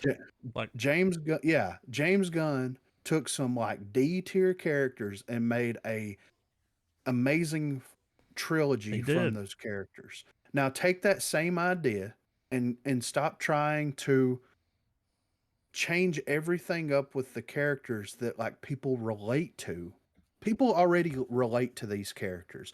Once you start tweaking what these core characters are, then they're no longer going to relate to those characters and they're no longer going to give a shit about those characters. Well, and now they have the 20th Century Fox stuff. Exactly. You got all that now. Like Exactly. Yeah. you got everything but Hulk, and I mean you could use him. They'll work a Yeah. deal out. Hulk and I think they Spider-Man, got- you got everything. They've fully got the rights back to Hulk. They've got everything except Spider-Man now. So a movie can be made. Yes. Oh yeah. So that's what I'm saying. Like they don't have to go in there Go buy Spider-Man. and make unnecessary changes to characters just because of insert whatever reasoning that you conjure up in the moment. Yeah. Quit Just blaming shit. yeah, just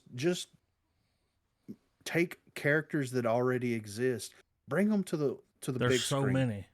Yes. Hundreds. No, I would say millions. Damn. I would Like say out of but all see, that's of what the, it is they got people in there writing shit that don't know anything about Marvel. They're just except for those writers. key characters. Yeah. And it's like, And yeah, they're but like- there's like a lot of people we could Yeah. use. Like, Yeah. we don't have to keep doing the same people. Like, That's where things get weird with like properties that have existed this long. I mean, Marvel and DC especially has been around since like the 30s and 40s. yeah, You know what I that's mean? wild. Yeah. So you take these characters that people grew up and they've been reading their entire life, and there's a very distinct characterization and personality associated with them. And once you start drifting away from that, then that character loses its identity to the fans of that character. Then people don't care about that character anymore. Even in print media. You Yeah. know, like it's a good thing that Hugh Jackman's Wolverine went over the way it did because they he's changed they changed his likeness in the comics to match his real life likeness. Now imagine if they started changing all of the likenesses for the Marvel's characters, Monica Rambeau, the girl, and Carol Danvers to Mm-mm. look like those characters. You know what I'm saying? Like Yeah. imagine. People didn't like that. They're going to quit reading the books. They're not going to want to have anything to do with it. Like you got to make it make sense. Well, That's all. whenever what's her name came on the scene, what is her name? I can't remember. Brie. Brie Larson. Larson. The internet was like, we don't like her. They've known this for 5 years. Yeah, that's why they backseated her in her own movie, in her own sequel. You know what I mean? So, and that's what's bad is like, all the reviews that I've seen is like they pushed her to the back seat of her own sequel, and she's the only good part of the movie. That's bad. Oh, Yeah. So, but yeah, let's blame it on the let's pandemic. blame COVID. That was how long ago was that? Yeah. 3 You years can't. ago. I mean, what about all the 2 other years stuff that ago? was shot and come out? Yeah, I mean- exactly. No. Get the fuck out of here. That dude's fucking delirious. Don't advertise. Yeah, don't. Go Hi, fuck Baba. yourself. Yeah. Hi, Bob. I'm ready for trailers. All right. Well, before we get into trailers, I got to mention this because I went and looked it up earlier. I'm glad I remembered to bring it up. So Ridley Scott will be doing Gladiator 2. Mm. It's coming out in 2024. Check this cast out. So not only do we have Joseph Quinn, Mm-hmm. Eddie, Yeah. we got Pedro Pascal. That makes sense. Oh, He you just put yeah. the little skirt on him. He's Yeah, he's ready. give him a sword. Yeah. And Denzel Washington. Oh, Zell's coming in? Yep. Okay. And they don't tell you who they're okay. playing. Oh, man. So there's no what's his name? Everybody else is gone. This is some new. The only one coming back's the woman. What was her name? Connie Nelson? Yeah. She was in the original. So it's still connected. Lucilla. I'm down to watch it. Oh yeah. It's got Oh, Zell it's got and Zell, Pedro dude? in it. Oh, come Oh, on. God. I W. kind of hope that Denzel's the heavy. Yeah, I hope he's the bad guy. I hope he's the heavy. Yeah. Dude, I still can't get over that tragedy of Macbeth. For real. So fucking good, Oh, man. I think about that like on a daily basis almost. You I'm should be like, they sitting did around like- Shakespeare. Yeah, they did Shakespeare with fucking Denzel fucking Washington. killed and it. he killed it. Yeah, dude. He was like, like, you want to go home? whoa. You want to go to jail? It was like, double toil and kill. Whatever she said. Everybody got the trailer tab. I got the trailers loaded in. Trav, you ain't in here.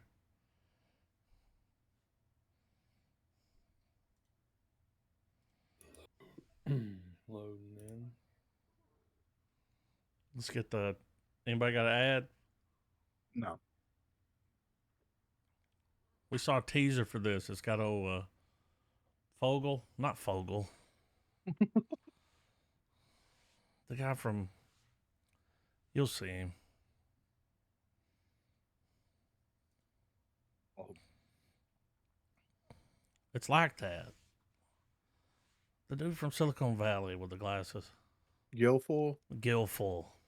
I went Fogel. He'd be like, damn, disrespectful.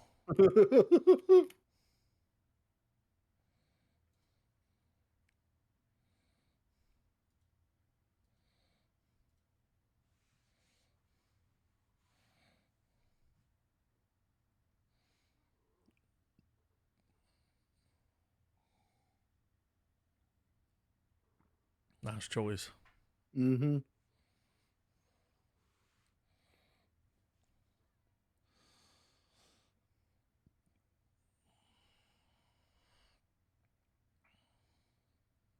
They're like elves, gnomes, like.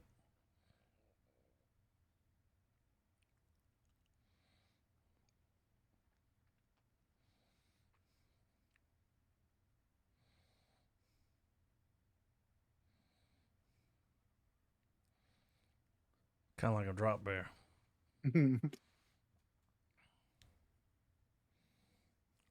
It's wild. He got a lead role. Yeah.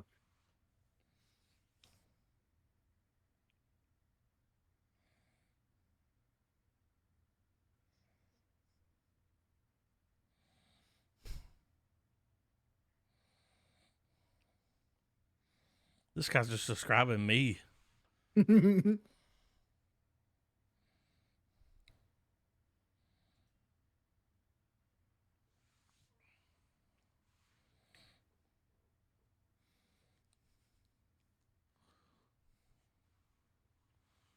In Norway. Yeah, Americans. Silly Goose Time, right? Yeah.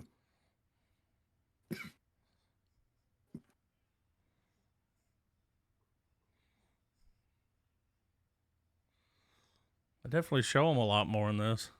Mm-hmm.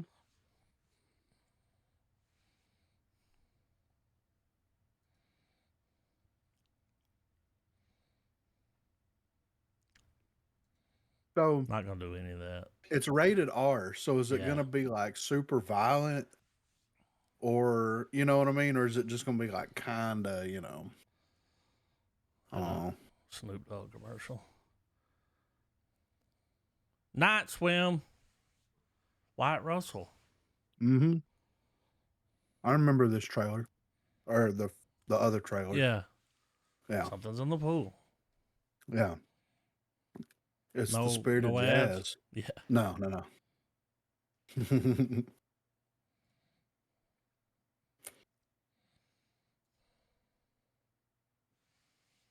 PG-13. Bloomhouse. It's not nighttime.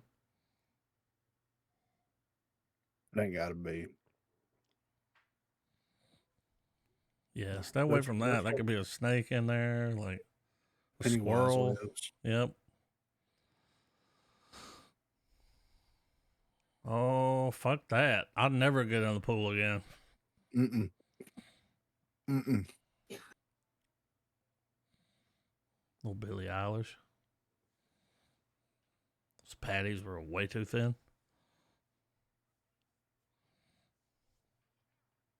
Oh, he's the dad.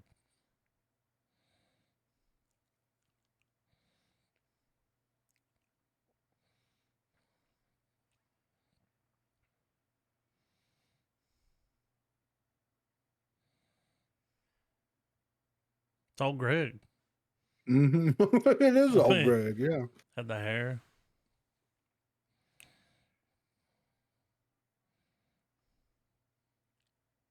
Come on inside it. Yeah.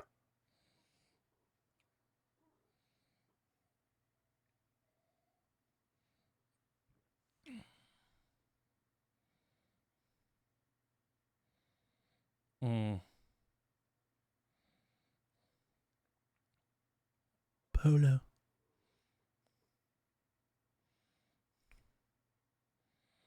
The pool is possessed? So is it all the people that drowned in it?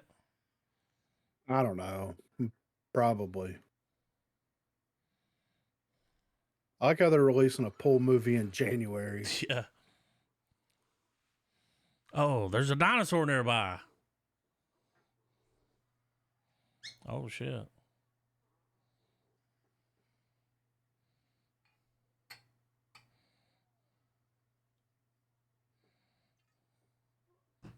Yeah. Move. Yeah. Get you. Oh, the pool's really deep. Get you a hotel room. Put that bitch on Zillow. Man, is it that?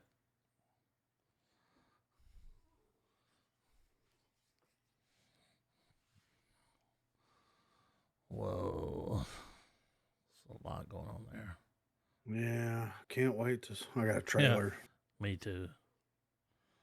Avatar. Mine's brain pills, Nariva Plus. Arrivederci? Yeah, Nariva Dude, earlier today I watched the first episode of Monarch, loved it. And then I was on Plex looking around. I was like, oh, Once Upon a Time in Hollywood. I was like, I'm just going to watch it until Rick Dalton does I'll fucking blow your brains out. Dude, I sat there and watched that whole fucking movie, dude. I couldn't turn it off. It's so good. Fucking good, dude. Oh, I sat on the edge of the bed the whole time just watching it. Like, I was just going to watch a little bit. I was like, let me see what this sounds like on the sound bar. You said, I'm done. I'm washed up. Yeah. He said, put the glasses on. Let the Mexicans see you crying. That was, I mean, so good. It's so fucking funny. He's like, you fucking 8 whiskey stars. Could be 3 or 4. It had to be 8. You alcoholic. You better get out there. Don't you embarrass us. I'll blow your fucking brains out all over the pool. It was like, then he just killed it. Even the little girl was crying like, you're the greatest actor I've ever seen. It's like Rick fucking Dalton, man. Yeah. I need to rewatch that. It's been a while. I got it up. I mean, I'm always DT Dub. I can't wait for The Critic to come out. Yeah. That's the next fucking, and The supposedly 10th. the last. I Yeah. think he's gonna do some TV, do some books. That's good. Let him. Nicolas All right, Cage said he's gonna move into TV. Did y'all That's see that? Yeah, I saw that. Where Yeah. he's like, he never watched TV shows until his son made him watch Breaking Bad. He was like, it was the best show I've ever seen. It's like, we know. Yeah. Everyone knows. And now he's like, I'm gonna do like, you know, maybe like 5 or 6 more movies, but I want to move into TV. Look, It's like, if somebody can lock him into a Breaking Bad esque, I'm oh, not saying like copy and paste, just but something like it. have him play a serious dramatic role. Yeah, drama. Yeah, Yeah. he's gonna nail that. He shit. will. You know what I mean? It'll Give be him what some he'll be time. his legacy. Well, They'll be like, and man, if did he's you see that show? It won't be Raising Arizona anymore or Con Yeah. Air. it'll allow him to, because like when we watch a Nick Unlock his Cage potential. movie, yeah, there's a certain threshold of Cage that you got to get to before his He's not like getting enough time to flesh it out, man. exactly. The He longer has the to movie, get the that- better he is. Yeah, right. So I'm excited about that A24 movie. Oh yeah, the So- one where he's the dream thing. The Dream, yeah, dude, Yeah. yeah. So, but Oh, yeah, yeah. anyway, yeah, All right, Goldfinger. I'm pretty sure this is a what? I got an ad.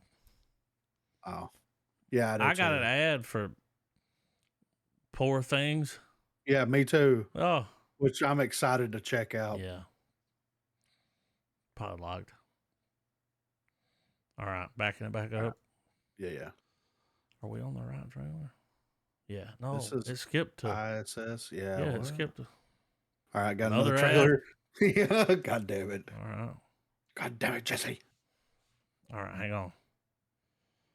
Back it up. You good, Trav? Blink twice. I'm still in the Okay. ad. I'm out now. I'm good. I'm good. Solid gold. I love gold. Gold. It's a foreign. Mm. Period piece. Looks like the 70s. Oh. Why does all the cars look the same?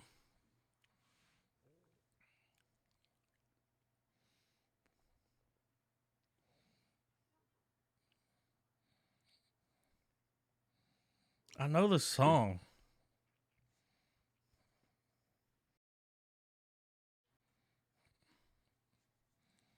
Wait, is that Thong Song?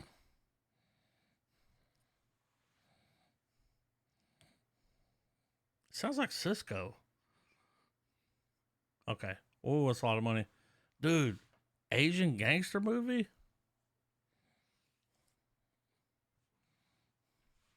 Oh, it's Japanese Wolf of Wall Street. Yeah.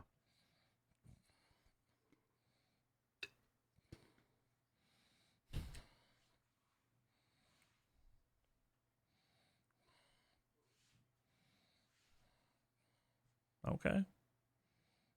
All right, I've already got a prediction. That movie's going to come out. Somebody is going to see it and they're going to be like, we're remaking this in the Oh, yeah. US. You know, I got the they're going to. Poor Things trailer again, but Me too. I'm not mad at it, though. nah. All right, I'm ready. ISS. International. International Space Station? Yeah. Okay. Okay. Claustrophobic. Let's go. Mm. Bring on the panic. Yeah. You know? Right. Yeah. Ooh, the sound.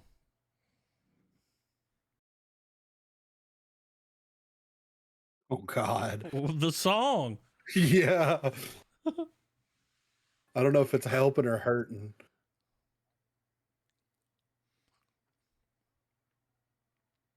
Opa.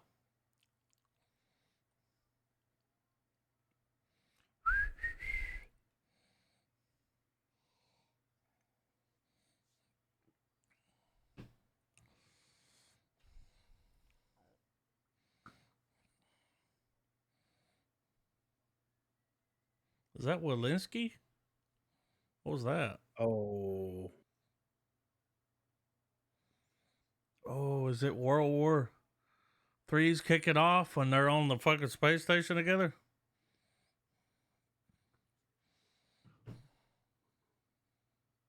Holy shit. Ooh.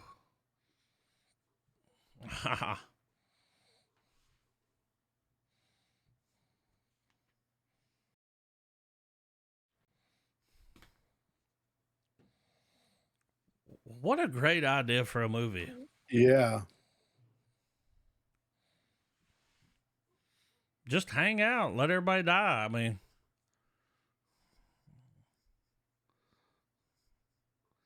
they're all going to get. Oh, shit. They separated.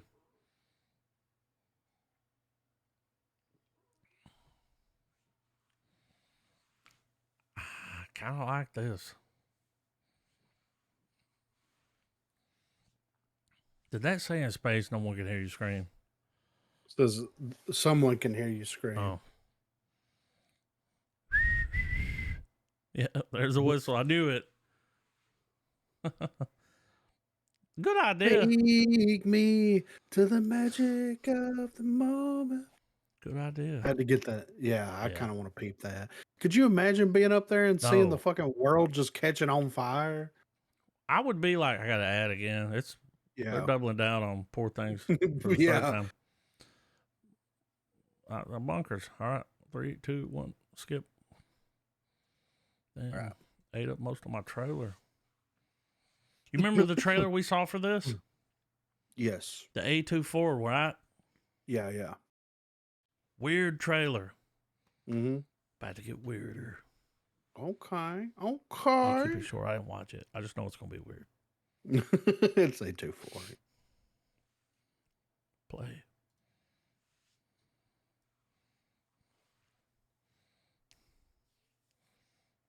Vandava. I think they're Nazis living in Brazil or South America. Pick a place. Argentina. Yep, that's it. Chile. That's the one. Mm. Ooh, they're growing wabbage. Lost connection. I'm still going. Playing a trailer.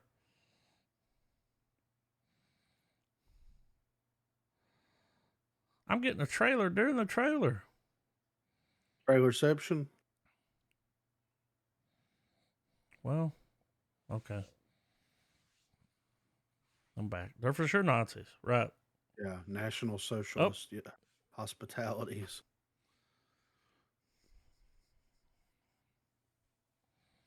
Breath stopping. Who said these things? Oh, Vanity Fair. Vanity Fair. Wow.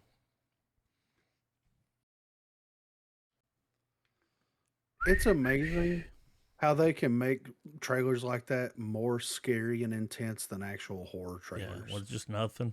Yeah, with just like still shots of people in a hallway. Is this real? Stop. Yeah, dude. I want to stop. I can't stop it. All right, backing it up. Does everyone have... What is happening? Fix your shit, Discord. I think I got it stopped, right? Is everybody... I'm pausing. I rewound. Yeah. Are you not on cue with me? I don't know. Let me play it and see if it works. Mine's still.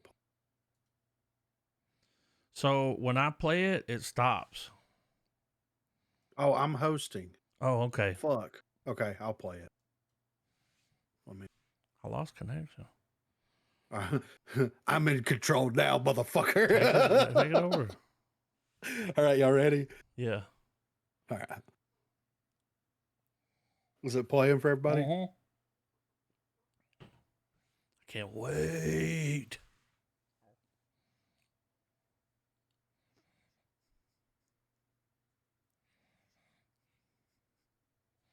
This is a sequel to Taxi Driver. Long sequel. Long break.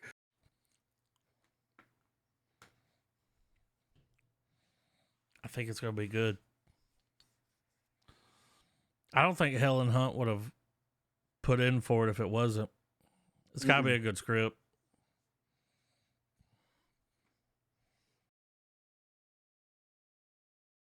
Oh. Is that the Yellow King? It's got connections, I think.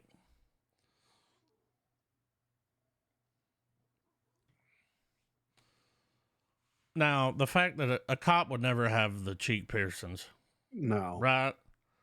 And No. in Alaska, discount champagne.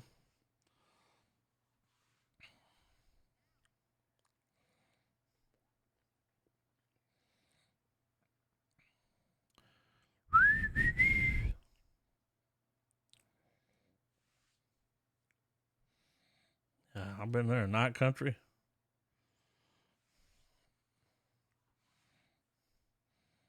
The piercings, man. That's blue hair.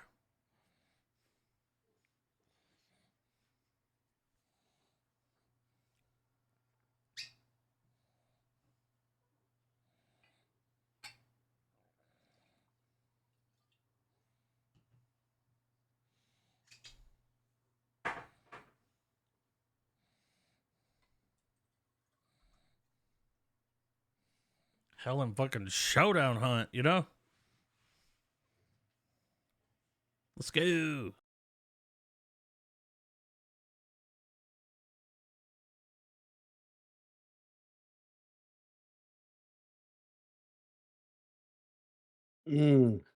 Cool shot. January. Yeah. I can't Podlocked? wait. Yeah, dude. Yeah, for podlocked. sure. Yeah, for sure. I can't wait.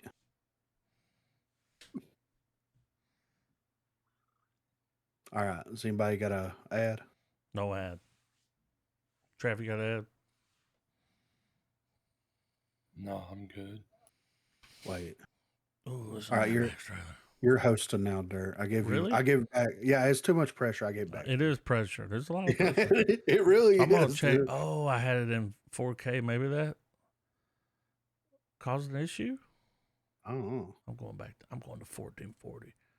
We're getting that good Kodak. Y'all ready? I haven't seen this trailer, by the way. I saw that it was dropped. Yeah, but I haven't And watched it yet. I like pulled it up on my phone, but I didn't watch it. I was like, oh, it's real. Came out of nowhere. Yeah. So I'm excited. Yeah. I was podlocked. Oh, it went to Fallout. It did. Hang on. All right, we're back. Yeah, we're playing. Yeah. Look at the color.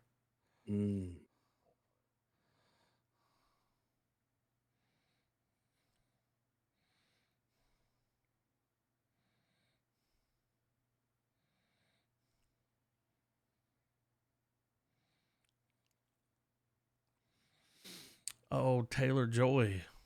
Mm-hmm. Oh. This is like completely shot on a green screen. Look at this.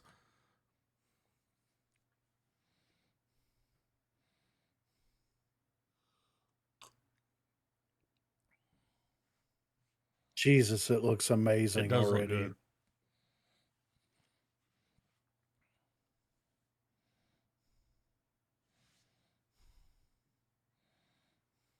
Who's that guy? This dude.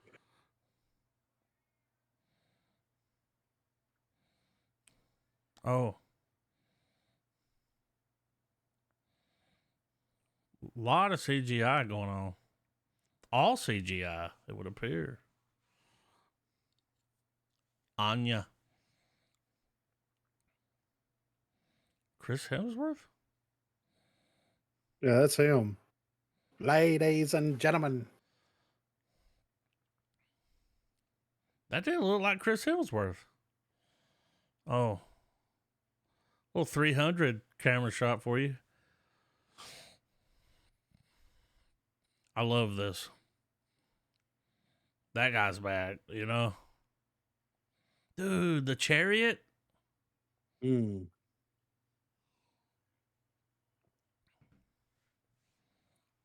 A lot of CGI going on. yeah.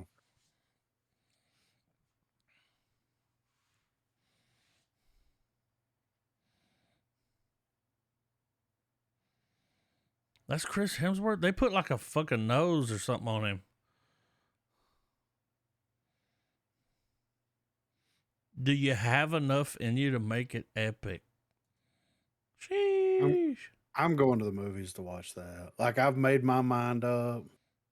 I'm going to the movies to watch that. I went and watched the last Mad Max movie in theaters, and it was fucking incredible. I'm going to see that in The theaters. one with old Bane. Yeah, it was so Ah. good. Yeah. And this is a prequel to that movie. Oh, So yeah, so Furiosa was that's why played the by dude was there. yeah, she was played by Charlize Theron, Yeah. right? Yep. So That was Charlize Theron. yeah, That was a and bald Betty. yeah, I wonder if they're gonna hear about Mad Max, like you know what I mean? Because he was out fucking around doing some crazy shit. So Imagine a deep fake. mm, They can do it.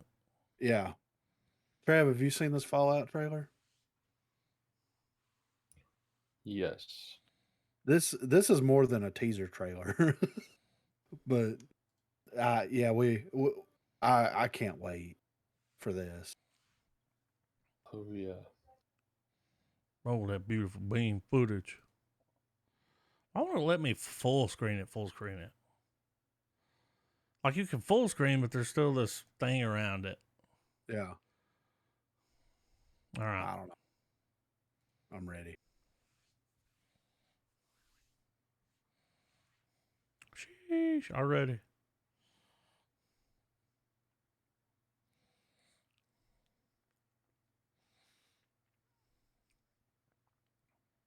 She looks like Wendy Yeah, from the Wonder Years, but it's not.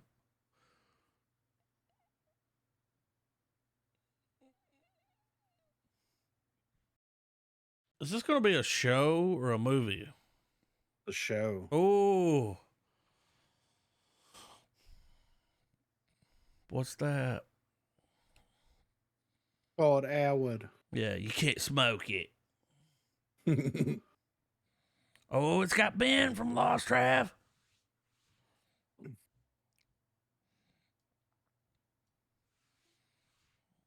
Uh,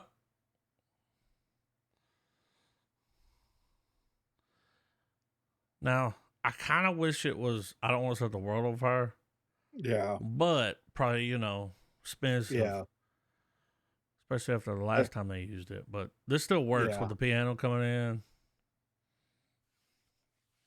Ruddy Mysterious. The fat dude was from Severance. Mm. That show's so good. Michael Jackson knows. He's gonna kill it. Yeah, And for sure. them. That's the dude that was like Dewey. Strong and powerful. That's him, right? Yeah. Got Blue Velvet. Got the bear from Revenant. Little Shop of Horrors. She had a fork or a knife in her eye. The Blast. Man, it's just crazy seeing a nuke in a city. They should have showed that in the creator, the nuke. Yeah. Like when it happened. It's been expensive, but that looks great. I can't wait to watch that shit, dude. No trailer? Really? After you maybe watch fucking 30 of them? Yeah.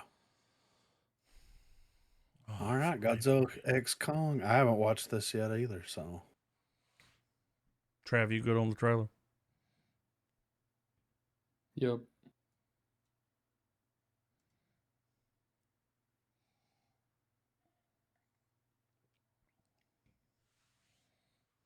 Godzilla.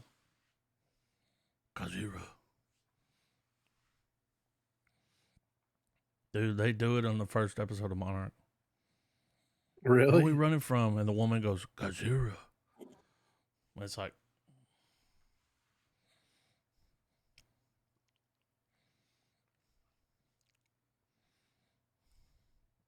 yes. What the fuck? Oh. Is this a Transformer? No, it's Kong with his mech arm.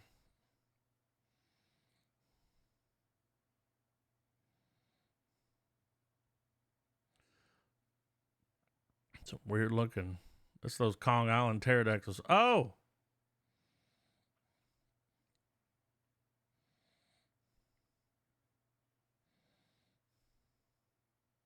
What the fuck is bigger than him? Oh. Even he said that. Oh. It's a big ass fucking monkey.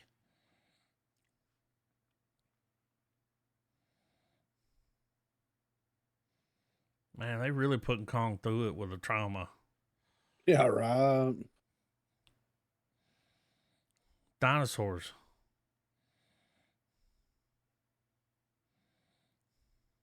What? What is this? The guy from Eternals. Oh. We're going to awake the sleeping giant. He's going to do it. Yeah, there it is. And it's pink this time.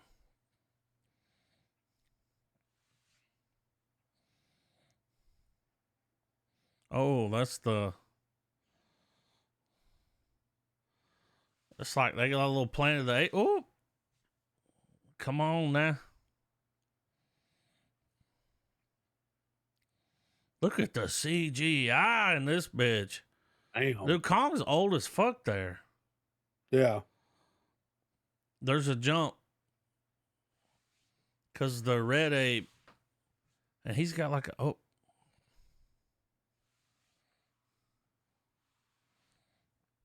It is. All right, real quick before we go to the next trailer. I got an ad. I can't stop it. I'll stop it soon. There's a couple like Godzilla Facebook groups and stuff that I'm a part of, and people were ripping the pink/purple Godzilla. They're ripping it apart. I think dude. it's beautiful. I It really looks cool. like it. Yeah, I mean, really like it a lot. You know, the other one was blue, right? With the one, it was blue. Well, now he's leveled up. It's a brighter color. He's stronger. Yeah. I don't understand why people are. Well, that's the problem. They're like, it's fucking pink or purple. Well, all right. Godzilla is a female, traditionally been a female. Wait, and they're like, is it? What? Yeah. Oh, that makes sense. The eggs. Yes. I never thought about that. Yeah, and people are like, they're trying to make our Godzilla Get the fuck out of here. It's like Godzilla's always been a female. How do you think Godzilla has babies? But it looks cool because it's got that like that space. Neon, yeah. Yeah. I know, right? That's that what color I think out of. Space. Yeah. That's what happened to Godzilla. Nick hanging Cage out with shows Nick up. Cage. Like, oh, why is it pink? But yeah, I just wanted to mention that because whenever I saw screenshots of people talking about it, and I'm like, people will find anything to bitch about. Yeah, I'm like, really? We're fucking doing this? Because that like, trailer looks great. Yeah, it does. So, and like the enemy is another Kong that grew up. Something happened, and old Kong. I think Kong is gonna die in the movie because he's old. He's got the mech arm because he's got that tennis elbow. Yeah, I just think he's gonna die. He's got that tennis elbow. But Kong is gonna help him. I mean, Godzilla. He's old. When you see him in that last shot, dude, he's gray. Yeah, right. He's old. And that's gonna pull at the heartstrings. Mm-hmm. Kong to die. I mean, Godzilla dies, you're just like, damn, he went out like that. But Kong like got a heart. He's not a reptile. Yeah, that's true. Godzilla got a heart somewhere. Mm, but it's cold. It's cold. Cold as ice. He don't look at people and be like, I'm going to save them. He's just like, what the fuck? You know? Yeah. He's like, fuck off. Get the fuck out of here. I'm mad. Y'all woke me up. Yeah. All right. I'm excited about this. Yeah, I mean, it's something. Like, it says something that this come after Mad Max, Fallout, and Godzilla versus Kong. I always put this at the end, but it's I mean, it's up there with it, right? It's something. When I saw this one, I had two others in mind. This one was like, no, that's it. Yeah. And of course, okay. It's a fucking music video. Look how fucking long it is. Yeah, 4 minutes. Yeah. All right. Let's do it. What the fuck was that? I'm like at the end of the trailer. Yeah, let me restart that. There we go. That's how much I watched. That's how I was into it.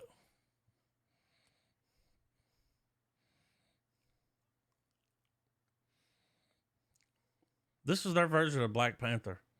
It's Brown Panther. Tanther? Banther.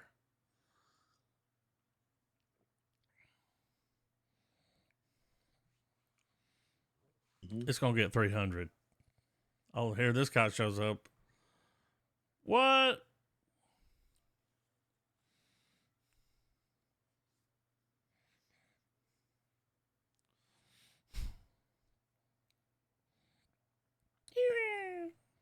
Oh, well, AI. Damn.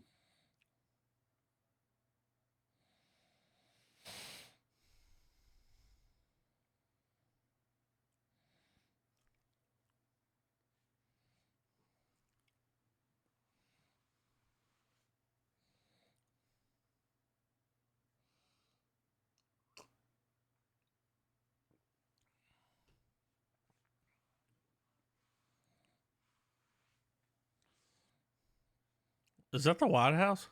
I think so. Violence. Here it comes. Here comes the violence. All of it, too. Cities on fire. We're shooting people. We're hanging them. These motherfuckers go hard when they make movies, man. Yeah. Oh. He pulled his nose ring out?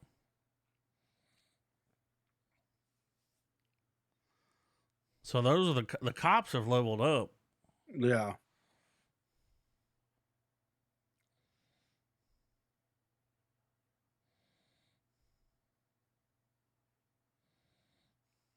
A lot of shots of this dude walking towards the camera. Oh, shit. That's how mad this dude is.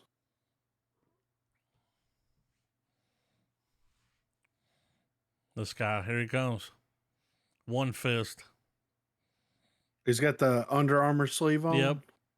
It's a compression sleeve. Grabbing missiles.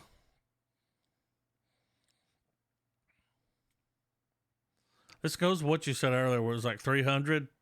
Yeah. I mean, here we go. Violence.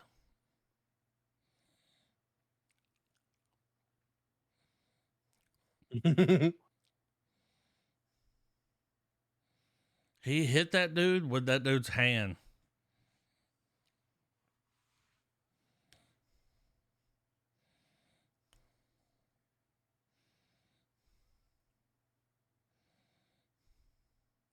I don't understand what's happening, but it just looks epic.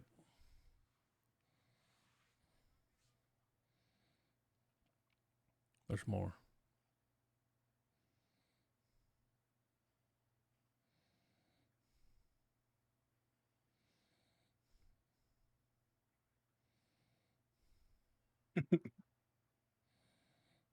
Epic. Part 1? Part 1. Okay. That's going to be a 3-hour movie.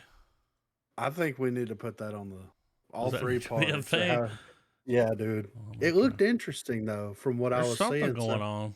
So it was three tribes. They lived in harmony together. They built an empire together, and then it's like Then they took over the the one White guy's House. like, well, the one guy's like, I'm the leader until my dying breath, and then they're like, well, what if he's not alive anymore? And Damn, you then got that's all what that? kicks.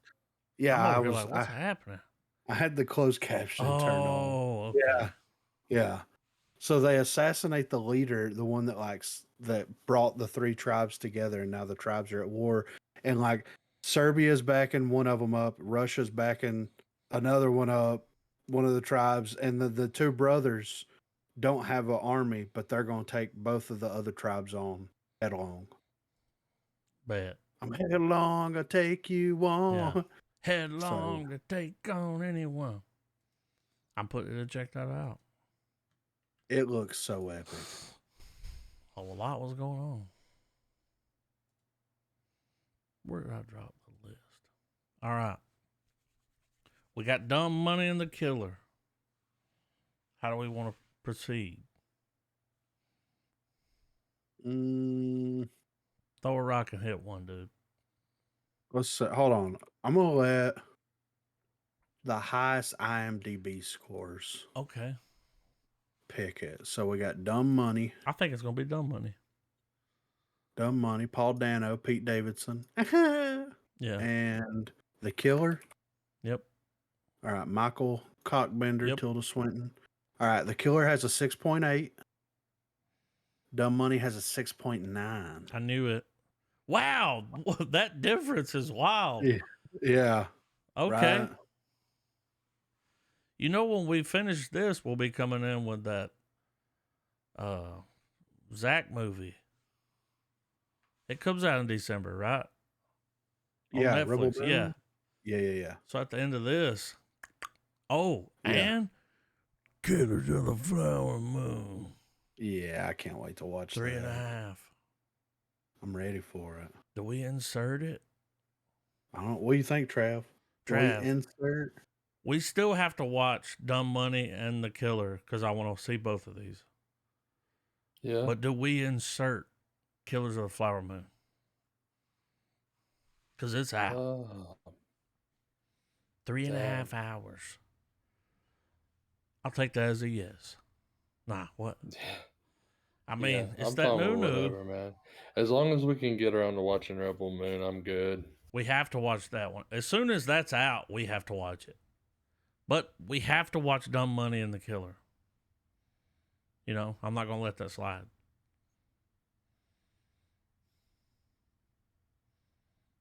So is that what we're doing? Yeah, that's fine. Ooh, I did a twisty. I'm excited. Ooh, I did a twisty. 3.5 hours.